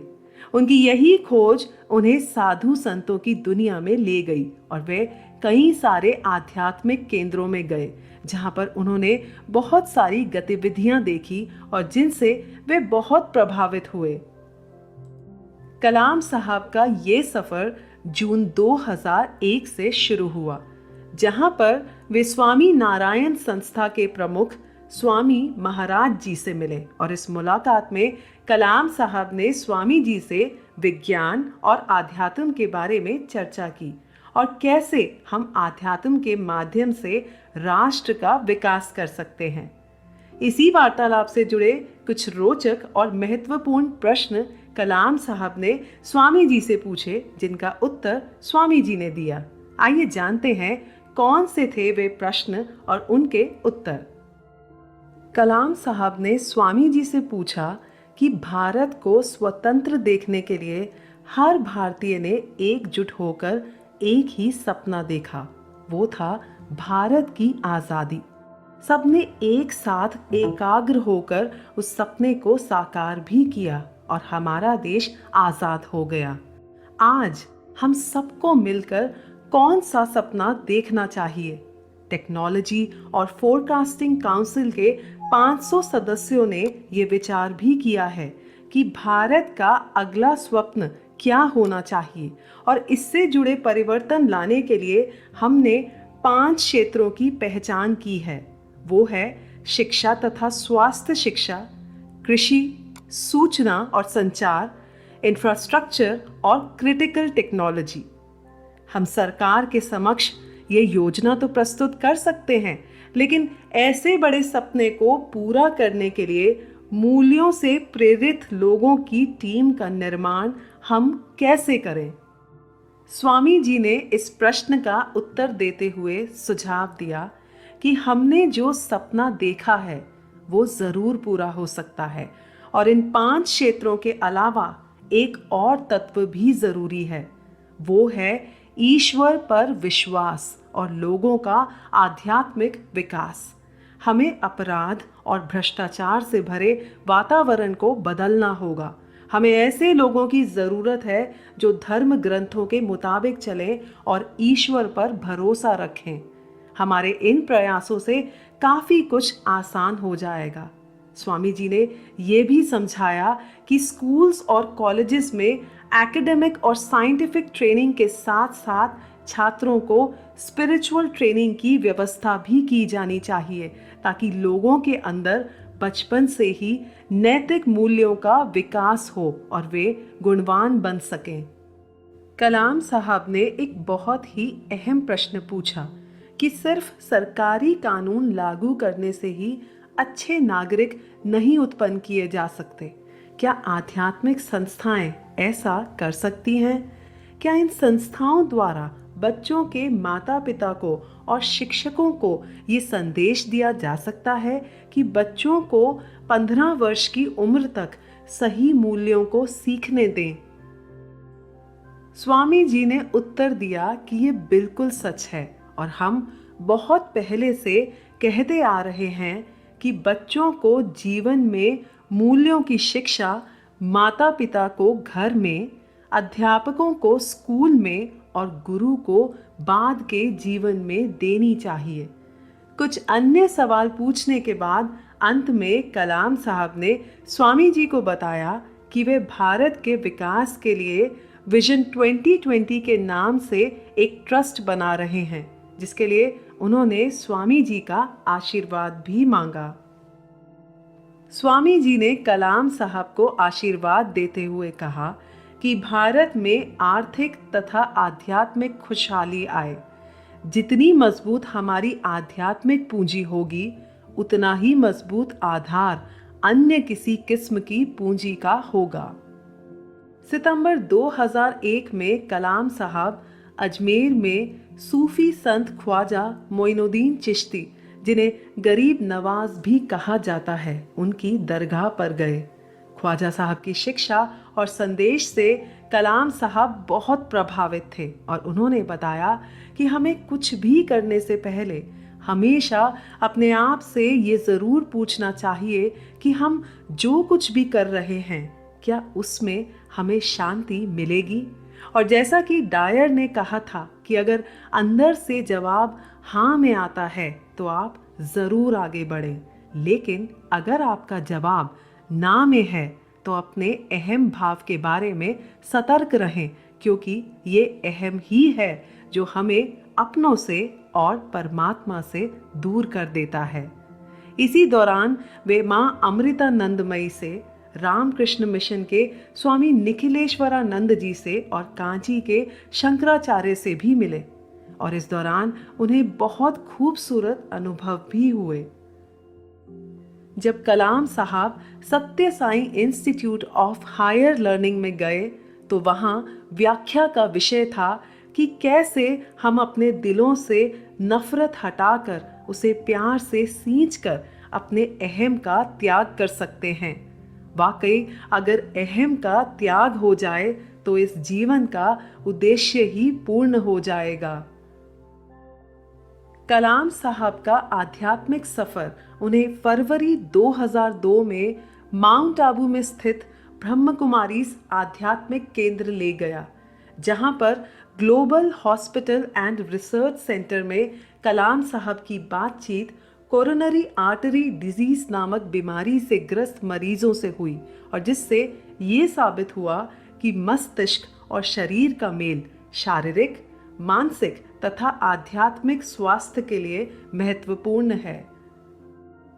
इस दौरान जितने भी आध्यात्मिक स्थलों में कलाम साहब गए, उन्हें एक ही संदेश मिला कि हमारे अंदर एक उच्च धरातल है, यानी हायर सेल्फ है, जो मटीरियलिस्टिक वर्ल्ड यानी भौतिक संसार की सीमाओं से परे है।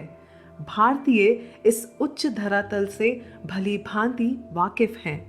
कई पीढ़ियों तक हमारे पूर्वज इसी धारणा को लेकर जीवन बिताते आए हैं, लेकिन आज हम में से कई लोग जो भौतिक संसार की गहराई में रम गए हैं, ये विचार उनके लिए महान और आध्यात्मिक है।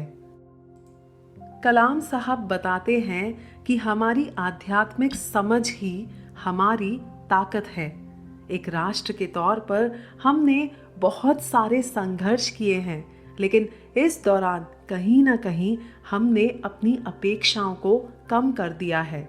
हमें फिर से अपने दृष्टिकोण को बदलना होगा और सदियों से चली आ रही विरासत और समझ से हमें अपने जीवन को समृद्ध बनाना होगा। इसी के साथ ये एपिसोड समाप्त होता है और बढ़ते हैं हम अगले एपिसोड की तरफ।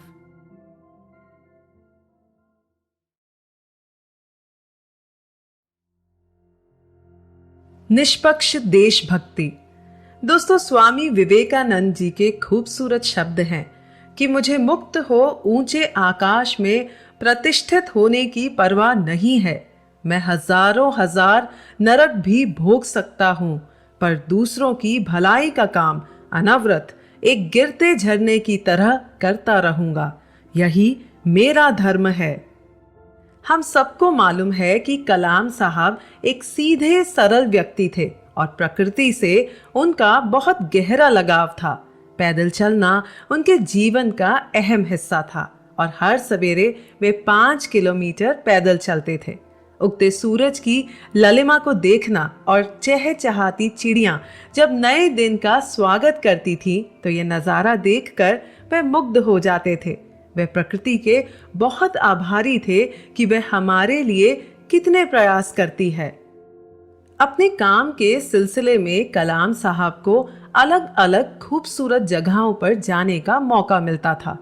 ऐसी ही एक खूबसूरत जगह है उड़ीसा में चांदीपुर। कोलकाता से बालासोर तक की दूरी 234 किलोमीटर है और उस शहर से 16 किलोमीटर दूर स्थित है चांदीपुर। यहाँ का समुद्र तट निश्चित ही भारत के खूबसूरत तटों में से एक है। उस समय इसरो के श्रीहरिकोटा रेंज में मिसाइल टेस्टिंग शुरू हो गई थी, लेकिन इस स्थल से अलग अपने खुद के परीक्षण स्थल यानी मिसाइल टेस्टिंग रेंज की आवश्यकता थी। सन 1989 में ITR इंटरिम टेस्ट रेंज यानी अंतरिम परीक्षण स्थल तैयार किया गया, जहां पर बहुत सारे रॉकेट्स तथा मिसाइल्स को टेस्ट फायर किया गया और लॉन्च किया गया। इतना ही नहीं, ITR में एयरबोर्न वेपन्स को भी टेस्ट किया जाता था और धीरे धीरे ITR एक वर्ल्ड क्लास रेंज बनता गया। सन 1995 में कलाम साहब और उनकी टीम को DRDO के मिसाइल के प्रभाव के परीक्षण के लिए एक खुली जगह चाहिए थी।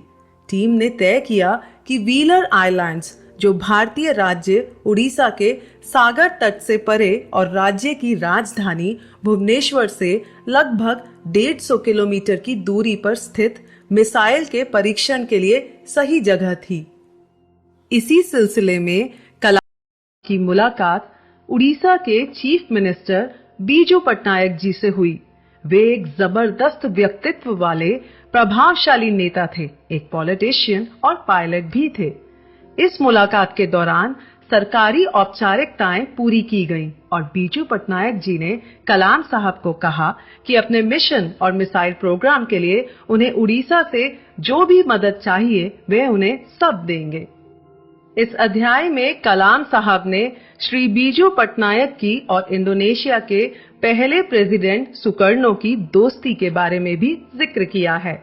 दरअसल 40 साल पहले इंडोनेशियन फ्रीडम स्ट्रगल के दौरान पंडित जवाहरलाल नेहरू जी ने दिलेर बीजूदा को अपने जहाज में, जिसको वे खुद उड़ाकर ले गए थे, इंडोनेशिया के प्रेसिडेंट सुकर्णो, जो उस समय वहां युद्ध लड़ रहे थे, उन्हें लाने के लिए भेजा था। उस समय सुकर्णो, जो हाल ही में पिता बने थे, और उन्होंने अपनी बेटी का नाम रखने के लिए बीजूदा से अनुरोध किया। बीजूदा ने उस समय आसमान में छाए बादलों को देखा, जो उस समय मानो बच्ची के जन्म पर बधाई देने के लिए घिर आए थे।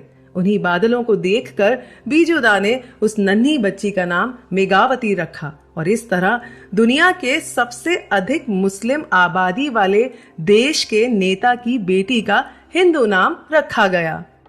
इस बात पर कलाम साहब ने बताया कि महान लोगों के लिए धर्म दोस्ती कायम करने का एक तरीका है जिससे वे आपसी प्रेम और मैत्री संबंध बढ़ाते हैं।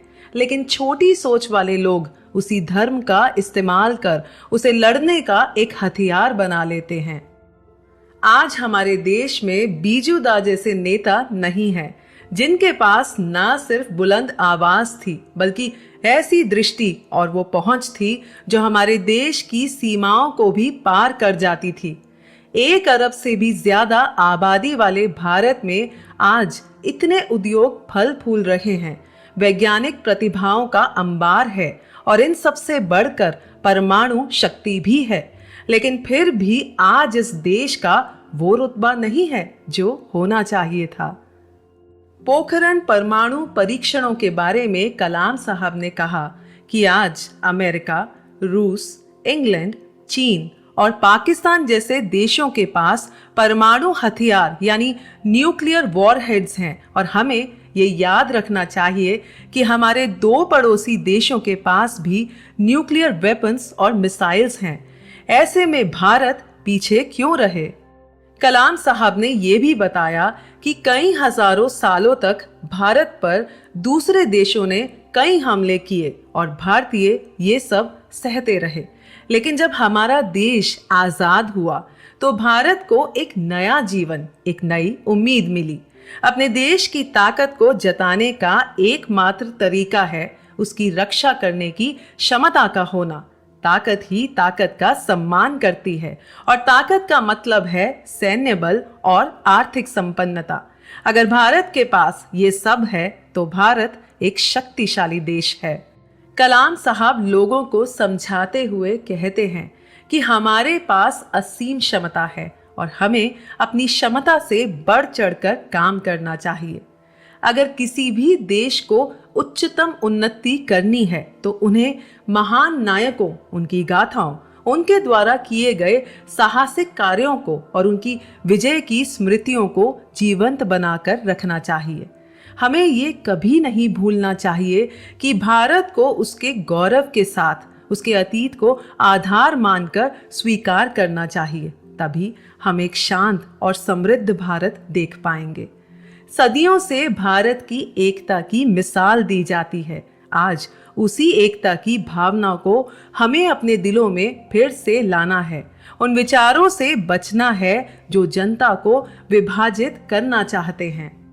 धर्म के बारे में कलाम साहब ने समझाया कि किसी भी धर्म के बारे में जानना बहुत अच्छा है, लेकिन जब धार्मिक स्वरूप को धार्मिक भावनाओं पर लादने की कोशिश की जाती है तो देश विभाजित होने लग जाता है। अगर हम अपनी विरासत के लिए धर्म की बजाय संस्कृति पर ध्यान दें तो वो हम सबको एक करेगी। अब समय आ गया है कि हम भेदभाव बंद कर अपने राष्ट्र के लिए ऐसी दृष्टि विकसित करें जो एकता ला सके। इसी के साथ ये एपिसोड समाप्त होता है और बढ़ते हैं हम अगले एपिसोड की तरफ। ज्ञान एक ऐसा हथियार है जो विनाश से बचाता है। ये ऐसा आंतरिक किला है जिसे दुश्मन भी नहीं भेद सकते। ये खूबसूरत पंक्तियां ली गई हैं तिरुक्कुरल से। दोस्तों, इस अध्याय में कलाम साहब बताते हैं कि अगर हमारे पास ज्ञान है तो हम अपने लिए और अपने देश के लिए क्या कुछ नहीं कर सकते। प्राचीन काल से ही भारत भूमि को ज्ञानियों की भूमि कहा जाता है। कालांतर में हमलों ने और औपनिवेशिक शासन ने यानी कॉलोनियल रूलर्स और ब्रिटिशर्स ने भारत की संस्थाओं और योग्यताओं को नष्ट कर डाला और जब तक ब्रिटिशर्स ने भारत छोड़ा तो हमारे देश के युवाओं के पास जो कुछ भी बचा था वे बस उसी में ही संतुष्ट रहने लगे और कहीं ना कहीं वे अपने लक्ष्य से भी पीछे हट गए।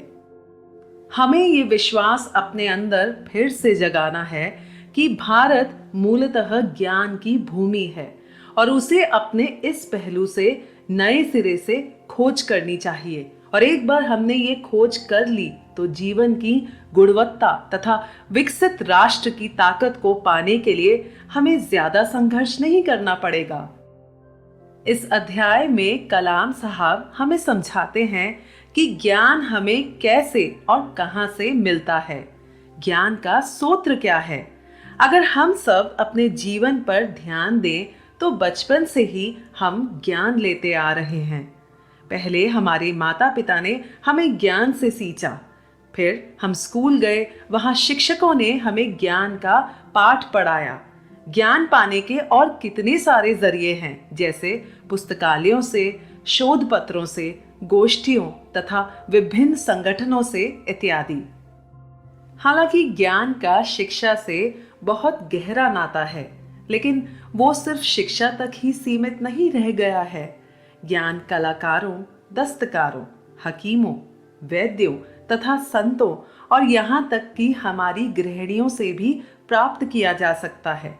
क्योंकि जब एक कलाकार या वैद्य या फिर गृहिणी अपनी कला का प्रदर्शन करते हैं तो हमें इनसे कितना कुछ सीखने को मिलता है। हमारे देश के लोगों में और हर राज्य में ज्ञानवान समाज के लिए उसकी अपनी अनूठी और अद्भुत क्षमता मौजूद है। 21वीं शताब्दी में एक नए समाज का उदय हो रहा है, जहां पूंजी और श्रम की बजाय ज्ञान ही प्राथमिक उत्पादन का संसाधन है। पहले से ही मौजूद ज्ञान के इस आधार का कुशल इस्तेमाल हमारे लिए बेहतर स्वास्थ्य, शिक्षा और प्रगति के अन्य संकेतकों के रूप में पूंजी पैदा कर सकता है।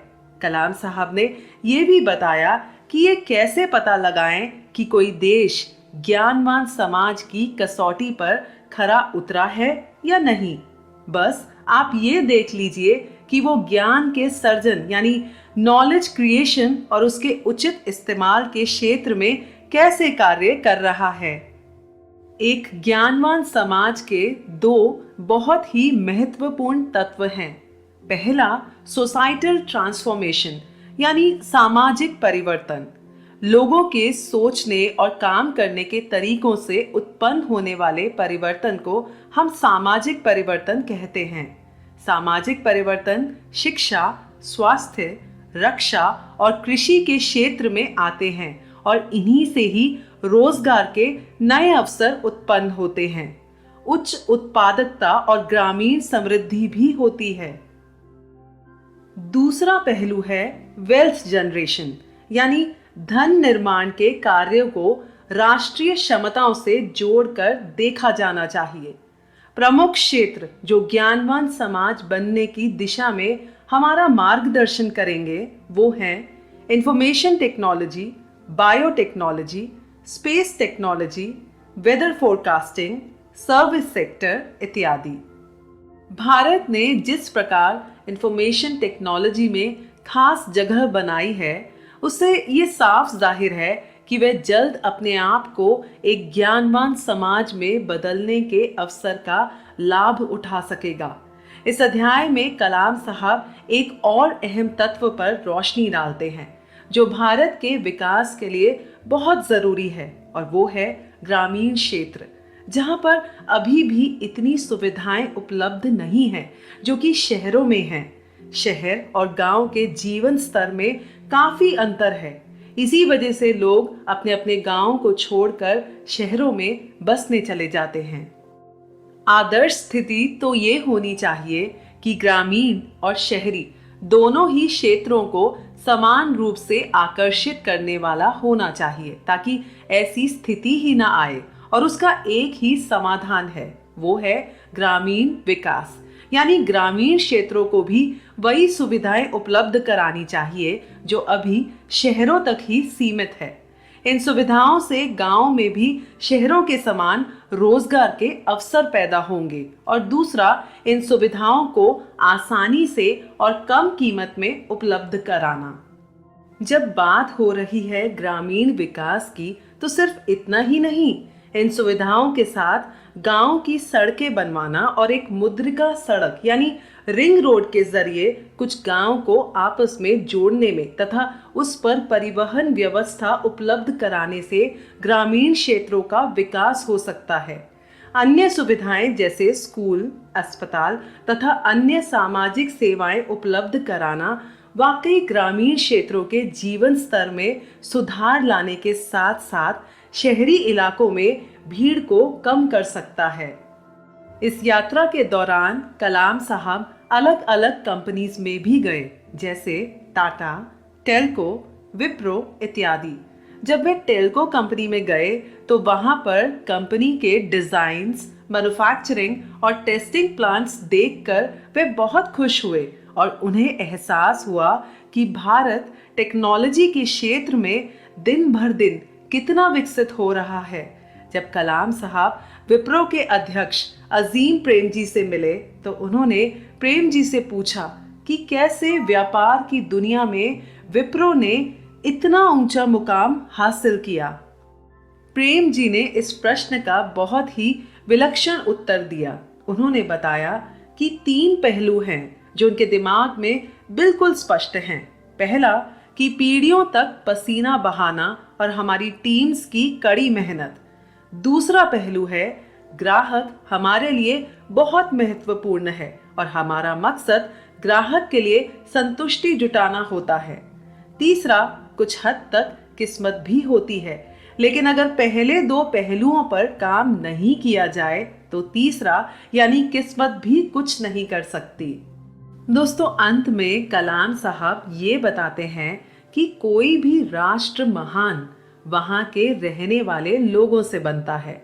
जब लोगों के विचार उच्चतम होंगे और जब वे प्रयास करके अपने देश की प्रगति के लिए काम करते हैं तो वे महत्वपूर्ण नागरिक बन जाते हैं। हमारा देश जिसमें 1 अरब से भी ज्यादा लोगों की आबादी है, जो कि एक बहुत बड़ी ताकत है, वे अपने प्रज्वलित दिमाग से क्या कुछ नहीं कर सकते। इसी के साथ ये एपिसोड समाप्त होता है और बढ़ते हैं हम अपने अगले एपिसोड की तरफ। ताकतों को एकजुट करना। दोस्तों, अब्राहम लिंकन का एक खूबसूरत कोट है, तय करें कि काम किए जा सकते हैं और कर लिए जाएंगे, फिर हम उन्हें करने का तरीका तलाशेंगे। इस अध्याय में कलाम साहब ने 5 ऐसे क्षेत्रों की पहचान की है जिनमें भारत के पास कोर कॉम्पिटेंसी है, यानी प्रमुख योग्यता मौजूद है और जो भारत को विकसित करने में मदद कर सकता है। पहला क्षेत्र है एग्रीकल्चर एंड फूड प्रोसेसिंग, यानी खाद्यान्न, जहां पर हमें 360 मिलियन टन खाद्यान्न और कृषि उत्पाद का लक्ष्य निर्धारित करना होगा और इससे भारत के ग्रामीण क्षेत्र में समृद्धि और आर्थिक उन्नति होगी। दूसरा क्षेत्र है बिजली। पूरे देश में बिजली की आपूर्ति की बहुत आवश्यकता है। तीसरा क्षेत्र है शिक्षा और स्वास्थ्य। इन दोनों ही क्षेत्रों का आपस में गहरा नाता है। उदाहरण के तौर पर आप केरल शहर को ही लीजिए। हाई लिटरेसी रेट और हेल्थ केयर सुविधाओं की वजह से केरल में पॉपुलेशन ग्रोथ में कमी आई है और साथ ही में वहां के लोगों की क्वालिटी ऑफ लाइफ में भी काफी सुधार आया है। चौथा क्षेत्र है इंफॉर्मेशन टेक्नोलॉजी। ये भारत का एक मजबूत क्षेत्र है। धन की उत्पत्ति के साथ साथ ये शिक्षा का प्रसार करके पिछड़े इलाकों में भी बदलाव लाने की ताकत रखता है। पांचवा क्षेत्र है स्ट्रैटेजिक सेक्टर, यानी सामरिक क्षेत्र। इस क्षेत्र में न्यूक्लियर, स्पेस और डिफेंस टेक्नोलॉजी में पर्याप्त प्रगति हुई है। अगर इन 5 क्षेत्रों की गतिविधियों को संगठित कर दिया जाए तो खाद्यान्न, आर्थिक, सामाजिक और राष्ट्रीय सुरक्षा सुनिश्चित की जा सकती है। कलाम साहब ने कृषि क्षेत्र और किसानों से जुड़ा हुआ एक बड़ा ही दिलचस्प तथ्य बताया। सन 1998 के खरीफ के मौसम के दौरान प्रसिद्ध agricultural scientist professor S.K. Sinha के साथ टाइफैक यानी technology information forecasting and assessment council ने सेंट्रल बिहार और ईस्टर्न इंडिया में एग्रीकल्चरल प्रोडक्टिविटी बढ़ाने की योजनाएं बनाई, जिसमें एक क्षेत्र के 6 और दूसरे के 9 गांवों को चुना गया और इस कार्य प्रणाली के अंतर्गत मिट्टी विश्लेषण यानी सॉइल एनालिसिस, बीजों का चुनाव, बीज बोने का मौसम तथा किसानों की ट्रेनिंग भी शामिल की गई। वैज्ञानिक तथा किसानों के इस गहन प्रयास ने धान की पैदावार में प्रति हेक्टेयर 2.5 टन से बढ़कर 5 टन प्रति हेक्टेयर हो गई। इतना ही नहीं, कुछ गांव में जहां जहां पर ये प्रणाली लागू है, वहां पर किसानों को नए मुद्दों जैसे तेज फसल कटाई के उपकरणों, मार्केटिंग तथा बैंकिंग प्रणाली में रुचि लेते देखा। एक अन्य प्रयोग रीच यानी relevance and excellence in achieving new heights in education institutions, अर्थात नई ऊंचाइयां प्राप्त करने के लिए शिक्षा को प्रासंगिक तथा श्रेष्ठ बनाना भी इन दिनों जारी है। इस अभियान का उद्देश्य है 80 से 100 ऐसे केंद्र स्थापित करना जिनमें एक समान शैक्षिक कार्यक्रम लागू हो जो एक्सीलेंस के प्रति कमिटेड हो।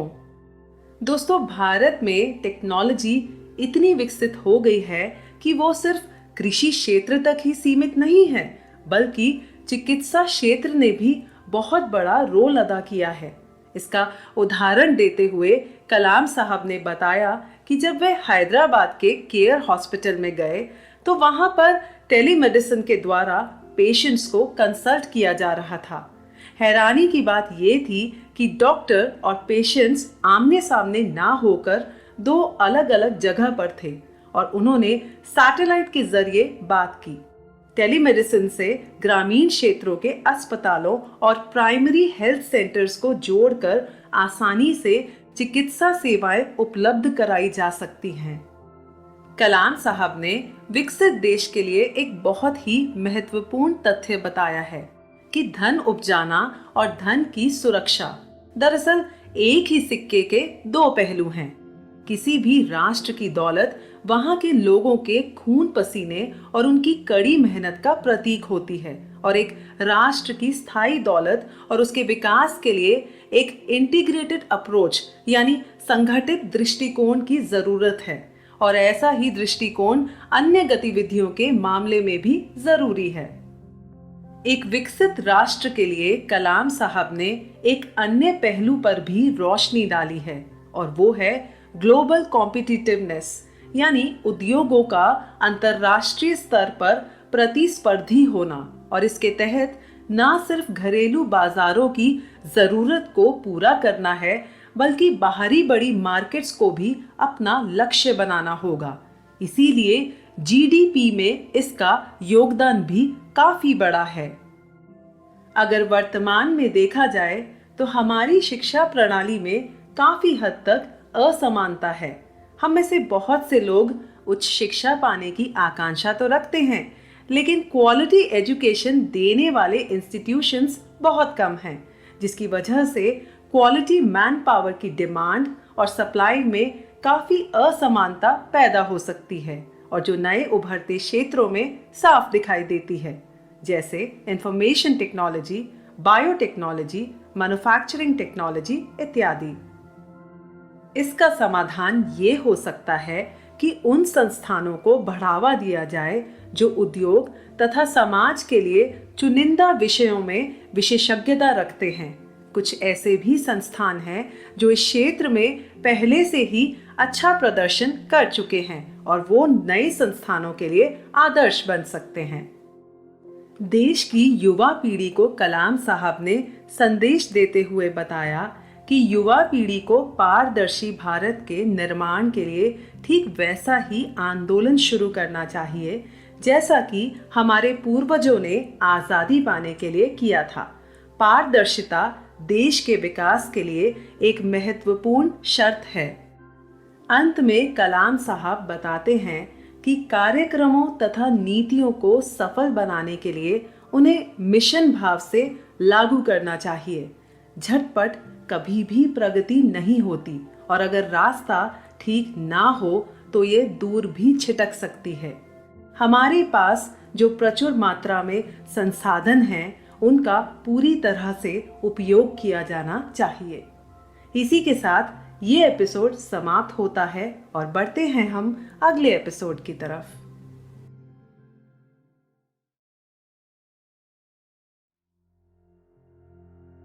नए राज्य का निर्माण।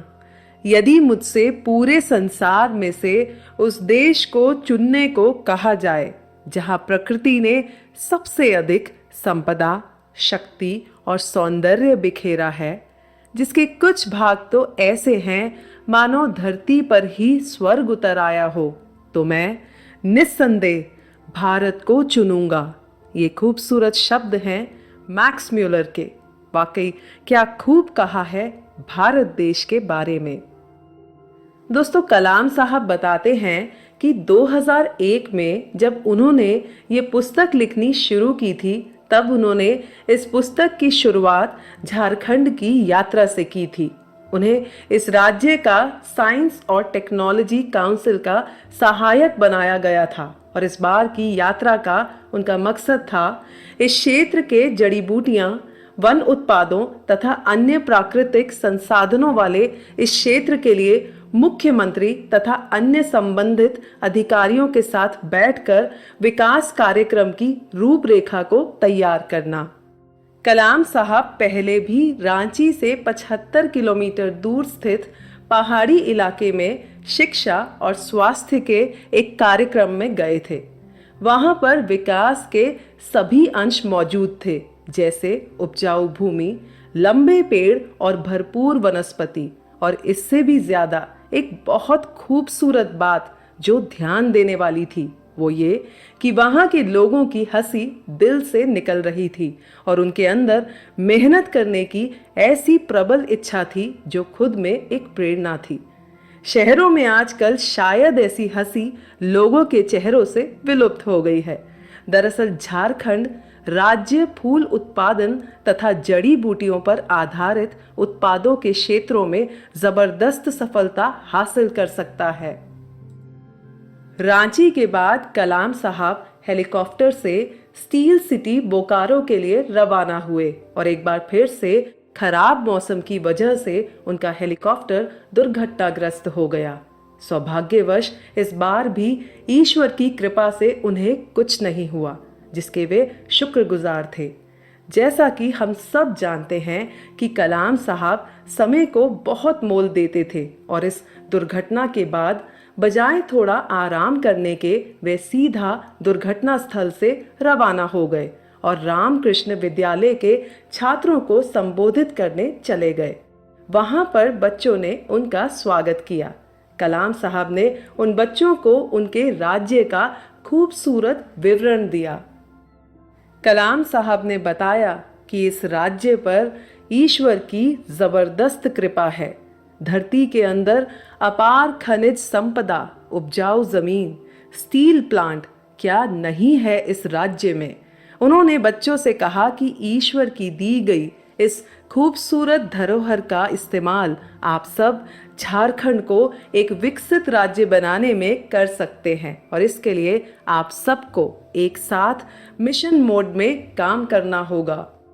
कलाम साहब ने ना सिर्फ बच्चों को संबोधित किया बल्कि टाउन हॉल मीटिंग में भी लोगों के प्रश्नों के उत्तर दिए। उसी बैठक में कलाम साहब से एक बड़ा ही दिलचस्प सवाल पूछा गया और प्रश्न था, क्या आप सोचते हैं कि राजनीति में पवित्रता संभव है? इस सवाल का जवाब कलाम साहब के लिए थोड़ा मुश्किल था, लेकिन फिर भी उन्होंने सोचा और फिर खूबसूरती से बड़ा प्रेरणादायक जवाब दिया कि आज़ादी से पहले एक पूरी पीढ़ी का उदय हुआ था जिन्होंने राजनीति, उद्योग, विज्ञान, कला आदि में अपनी योग्यता दिखाई थी, जैसे Mahatma Gandhi, CV Raman, JRD Tata, doctor S Radhakrishnan. खैर, ये एक लंबी सूची है। उस समाज के हर क्षेत्र में एक श्रेष्ठता दिखाई पड़ती थी, क्योंकि उस समय उन हालातों में भारत ने श्रेष्ठ बनने का सपना देखा था और भारत ने वो सपना पूरा भी किया। कलाम साहब का ये मानना है कि आज अगर देश फिर से दूसरा सपना देखे तो राजनीति समेत सभी क्षेत्रों में हमारी महत्वाकांक्षाओं के अनुरूप नेता भी फिर सामने आएंगे। कलाम साहब जब देश के सबसे बड़े स्टील प्लांट बोकारो का दौरा करने गए और जिसका आकार देखकर वे हैरान हो गए। वहां सैकड़ों आदमी अपना पसीना बहा रहे थे और संगठित तरीके से काम कर रहे थे। वहां पिघलता इस्पात ऐसे बह रहा था मानो आग का दरिया हो, लेकिन इसके आसपास अन्य औद्योगिक इकाइयां नहीं थीं जो यहाँ तैयार स्टील से विभिन्न उत्पाद तैयार करती। कलाम साहब को बताया गया कि इंडस्ट्रियल एस्टेट्स स्टेट परव्यू के अंडर आता है, यानी औद्योगिक क्षेत्रों का गठन राज्यों के अधिकार क्षेत्र में आता है। ये सुनकर कलाम साहब को लगा कि हमारे शासन की ऐसी सोच क्यों है।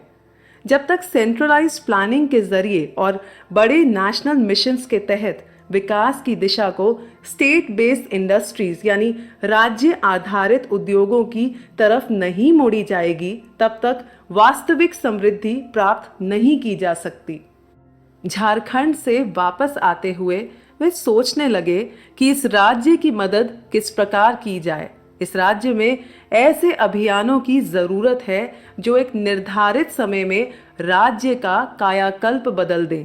एक प्रयास की जरूरत है जहां केंद्र और राज्य को मिलकर काम करना चाहिए। क्या ऐसा संभव हो सकता है?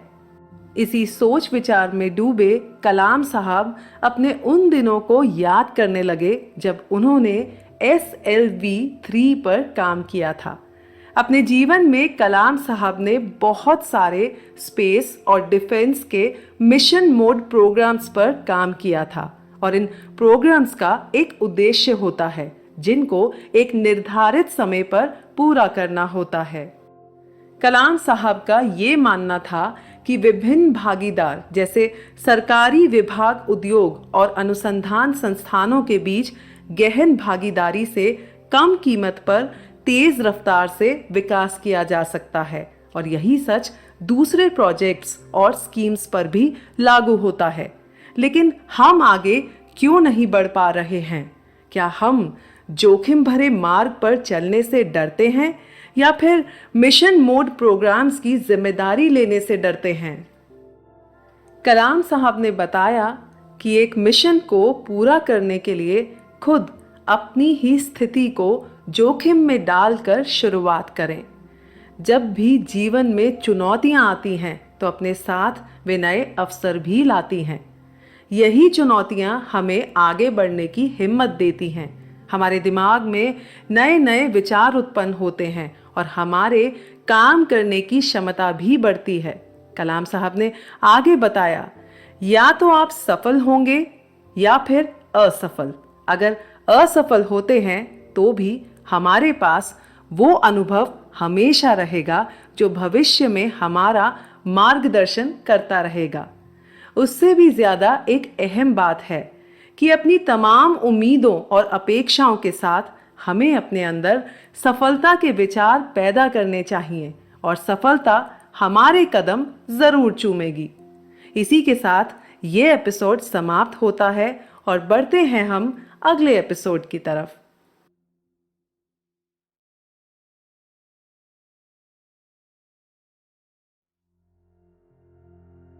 देशवासियों के लिए संदेश।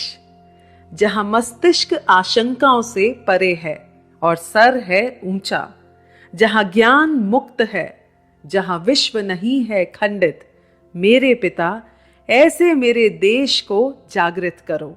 ये खूबसूरत शब्द हैं रविंद्रनाथ टैगोर के। इस अध्याय में कलाम साहब ने कल्पना की ताकत का जिक्र किया है, यानी पावर ऑफ इमेजिनेशन। ये ताकत हर प्रकार की रचनात्मक प्रक्रिया का मूल तत्व है और जीवन का तत्व भी यही है। इस ताकत से हम क्या कुछ नहीं कर सकते। हर इंसान के पास कल्पना की ताकत होती है जिससे वह सुंदर कल्पना करके अपने जीवन में आगे बढ़ सकता है। यही वो ताकत है जो विजेता और पराजित के बीच का अंतर है। कलाम साहब बताते हैं कि वे आने वाले 20 वर्षों में एक ऐसे भारत का सपना देखते हैं जो साक्षर हो और जो गरीबी के चंगुल से आजाद हो। ऐसा भारत जिसके शासन तंत्र पर श्रेष्ठ नेता विराजमान हो। लेकिन इस सपने को साकार कैसे बनाया जाए?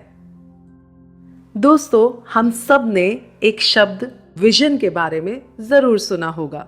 विजन यानी भविष्य को देखने की क्षमता।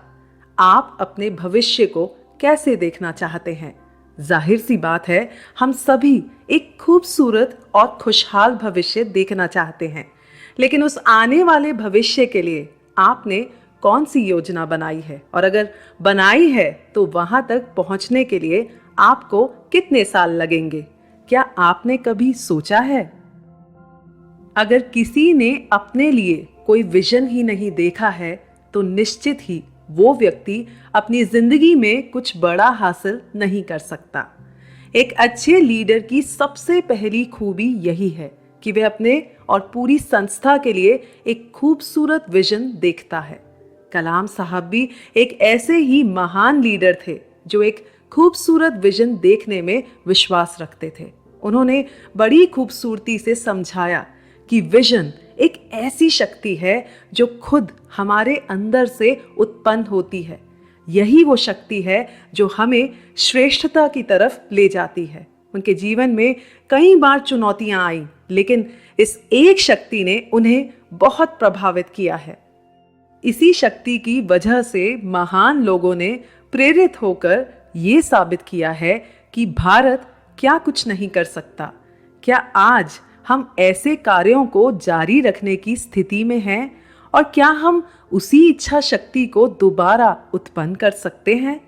क्या हम कभी भारत में डिजाइन करी हुई और बनाई गई गाड़ियां फ्रैंकफर्ट या फिर सियोल की सड़कों पर दौड़ती हुई देख पाएंगे? और क्या हम भारत को अमेरिका, जापान तथा चीन के लिए बिजली घरों का निर्माण करते देख पाएंगे?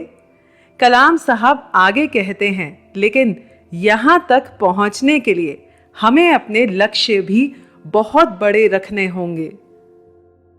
कलाम साहब ने इंडियन मार्केट की स्थिति को समझाते हुए कहा कि हम आज सॉफ्टवेयर के क्षेत्र में तो प्रगति कर रहे हैं, लेकिन हार्डवेयर इंपोर्ट हो रहा है। क्या इस क्षेत्र में हम आगे बढ़ सकते हैं? ऐसे कई क्षेत्र हैं जिनमें अभी हमें और आगे बढ़ना है। हमारे पास मानव शक्ति है और उच्च योग्यता है। क्या नहीं है हमारे पास? फिर भी हम पीछे क्यों हैं? कलाम साहब पूछते हैं कि हमें इन चुनौतियों से जूझने के लिए कौन रोक रहा है? इसके लिए हमें हमारी एक समन्वित कार्य योजना का पालन करने के लिए विभिन्न मंत्रालयों, संस्थानों और उद्योगों के निजी हितों को छोड़कर अपने काम करने के तरीकों को एक नया आयाम देना होगा। कलाम साहब ने ये भी बताया कि आज कुछ राज्य दूसरे राज्यों से ज्यादा विकसित हैं, जैसे बेंगलोर, चेन्नई, मुंबई, दिल्ली और हैदराबाद। ये सभी राज्य व्यापारिक गतिविधियों का गढ़ बन चुके हैं। इंफॉर्मेशन टेक्नोलॉजी के क्षेत्र में हमें काफी सफलता मिली है और इसमें पूंजी निवेश भी हुआ है, लेकिन अगर कुल मिलाकर देखें तो इतनी प्रगति काफी नहीं है। अगर हम बात करें त्रिपुरा, असम जैसे नॉर्थ ईस्टर्न स्टेट्स की और झारखंड की, तो अपनी यात्रा के दौरान कलाम साहब ने पाया कि इन राज्यों के पास असीम क्षमता है, लेकिन इनका इस्तेमाल नहीं किया जा रहा। तमिलनाडु, आंध्र प्रदेश, पंजाब और कर्नाटक के बारे में कलाम साहब ने बताया कि शिक्षा तथा स्वास्थ्य जैसे क्षेत्रों में विकास के लिए धन उपलब्ध कराने पर काफी कुछ हासिल किया जा सकता है। कलाम साहब हम सबको अपील करते हुए कहते हैं कि intellectual forums, political platforms, academic institutions, इन सब में तो डिबेट्स और डिस्कशंस ही होती हैं। हमने आपस में भी बहुत तर्क कर लिया है, हाइपोथेसिस और थियरीज भी लिख डाली हैं, लेकिन फिर भी हमारी प्रगति नहीं हुई। वे चाहते हैं कि अब हम सब जिम्मेदारी लें और आज हम जिन परिस्थितियों में हैं, हम उसके लिए दूसरों को दोषी ना ठहराएं। और ऐसे में हम उन फायदों का आनंद ले सकते हैं जो सबके प्रयास करने पर प्राप्त होते हैं। कलाम साहब ने इस किताब के जरिए हम सबको ये समझाने की कोशिश की है कि हम सबके भीतर एक उच्च धरातल है जिसके प्रति हमें जागरूक होना है और स्वयं को एक विकसित राष्ट्र के नागरिक के रूप में देखना है। भारत की आजादी के लिए दशकों तक संघर्ष किया गया था और हमें हर हाल में इसकी रक्षा करनी चाहिए। हमारे देश की सुरक्षा तथा समृद्धि हमारे लिए सबसे अहम है। साइंस एंड टेक्नोलॉजी के क्षेत्रों में हुई प्रगति को ग्रामीण जीवन को बदलने के लिए व्यापक स्तर पर इस्तेमाल में लाया जाए। कलाम साहब ने यह भी बताया कि आईटी समुदाय ने अपने बुद्धि कौशल के बल पर भारत को दुनिया में ऊंचा स्थान दिलाया है और इसी आईटी क्षेत्र को इस्तेमाल कर राष्ट्र को ज्ञानवान समाज के रूप में बदलना चाहिए। इतना ही नहीं, कृषि क्षेत्र में भी बदलाव लाने का समय आ गया है। जैसे कृषि उत्पादों की गुणवत्ता में सुधार कर अंतर्राष्ट्रीय बाजार में उतरना और बराबरी करना। इसके लिए हमें नए कार्यालय तैयार करने की जरूरत है जिससे किसानों को और भी मदद मिलेगी। भारत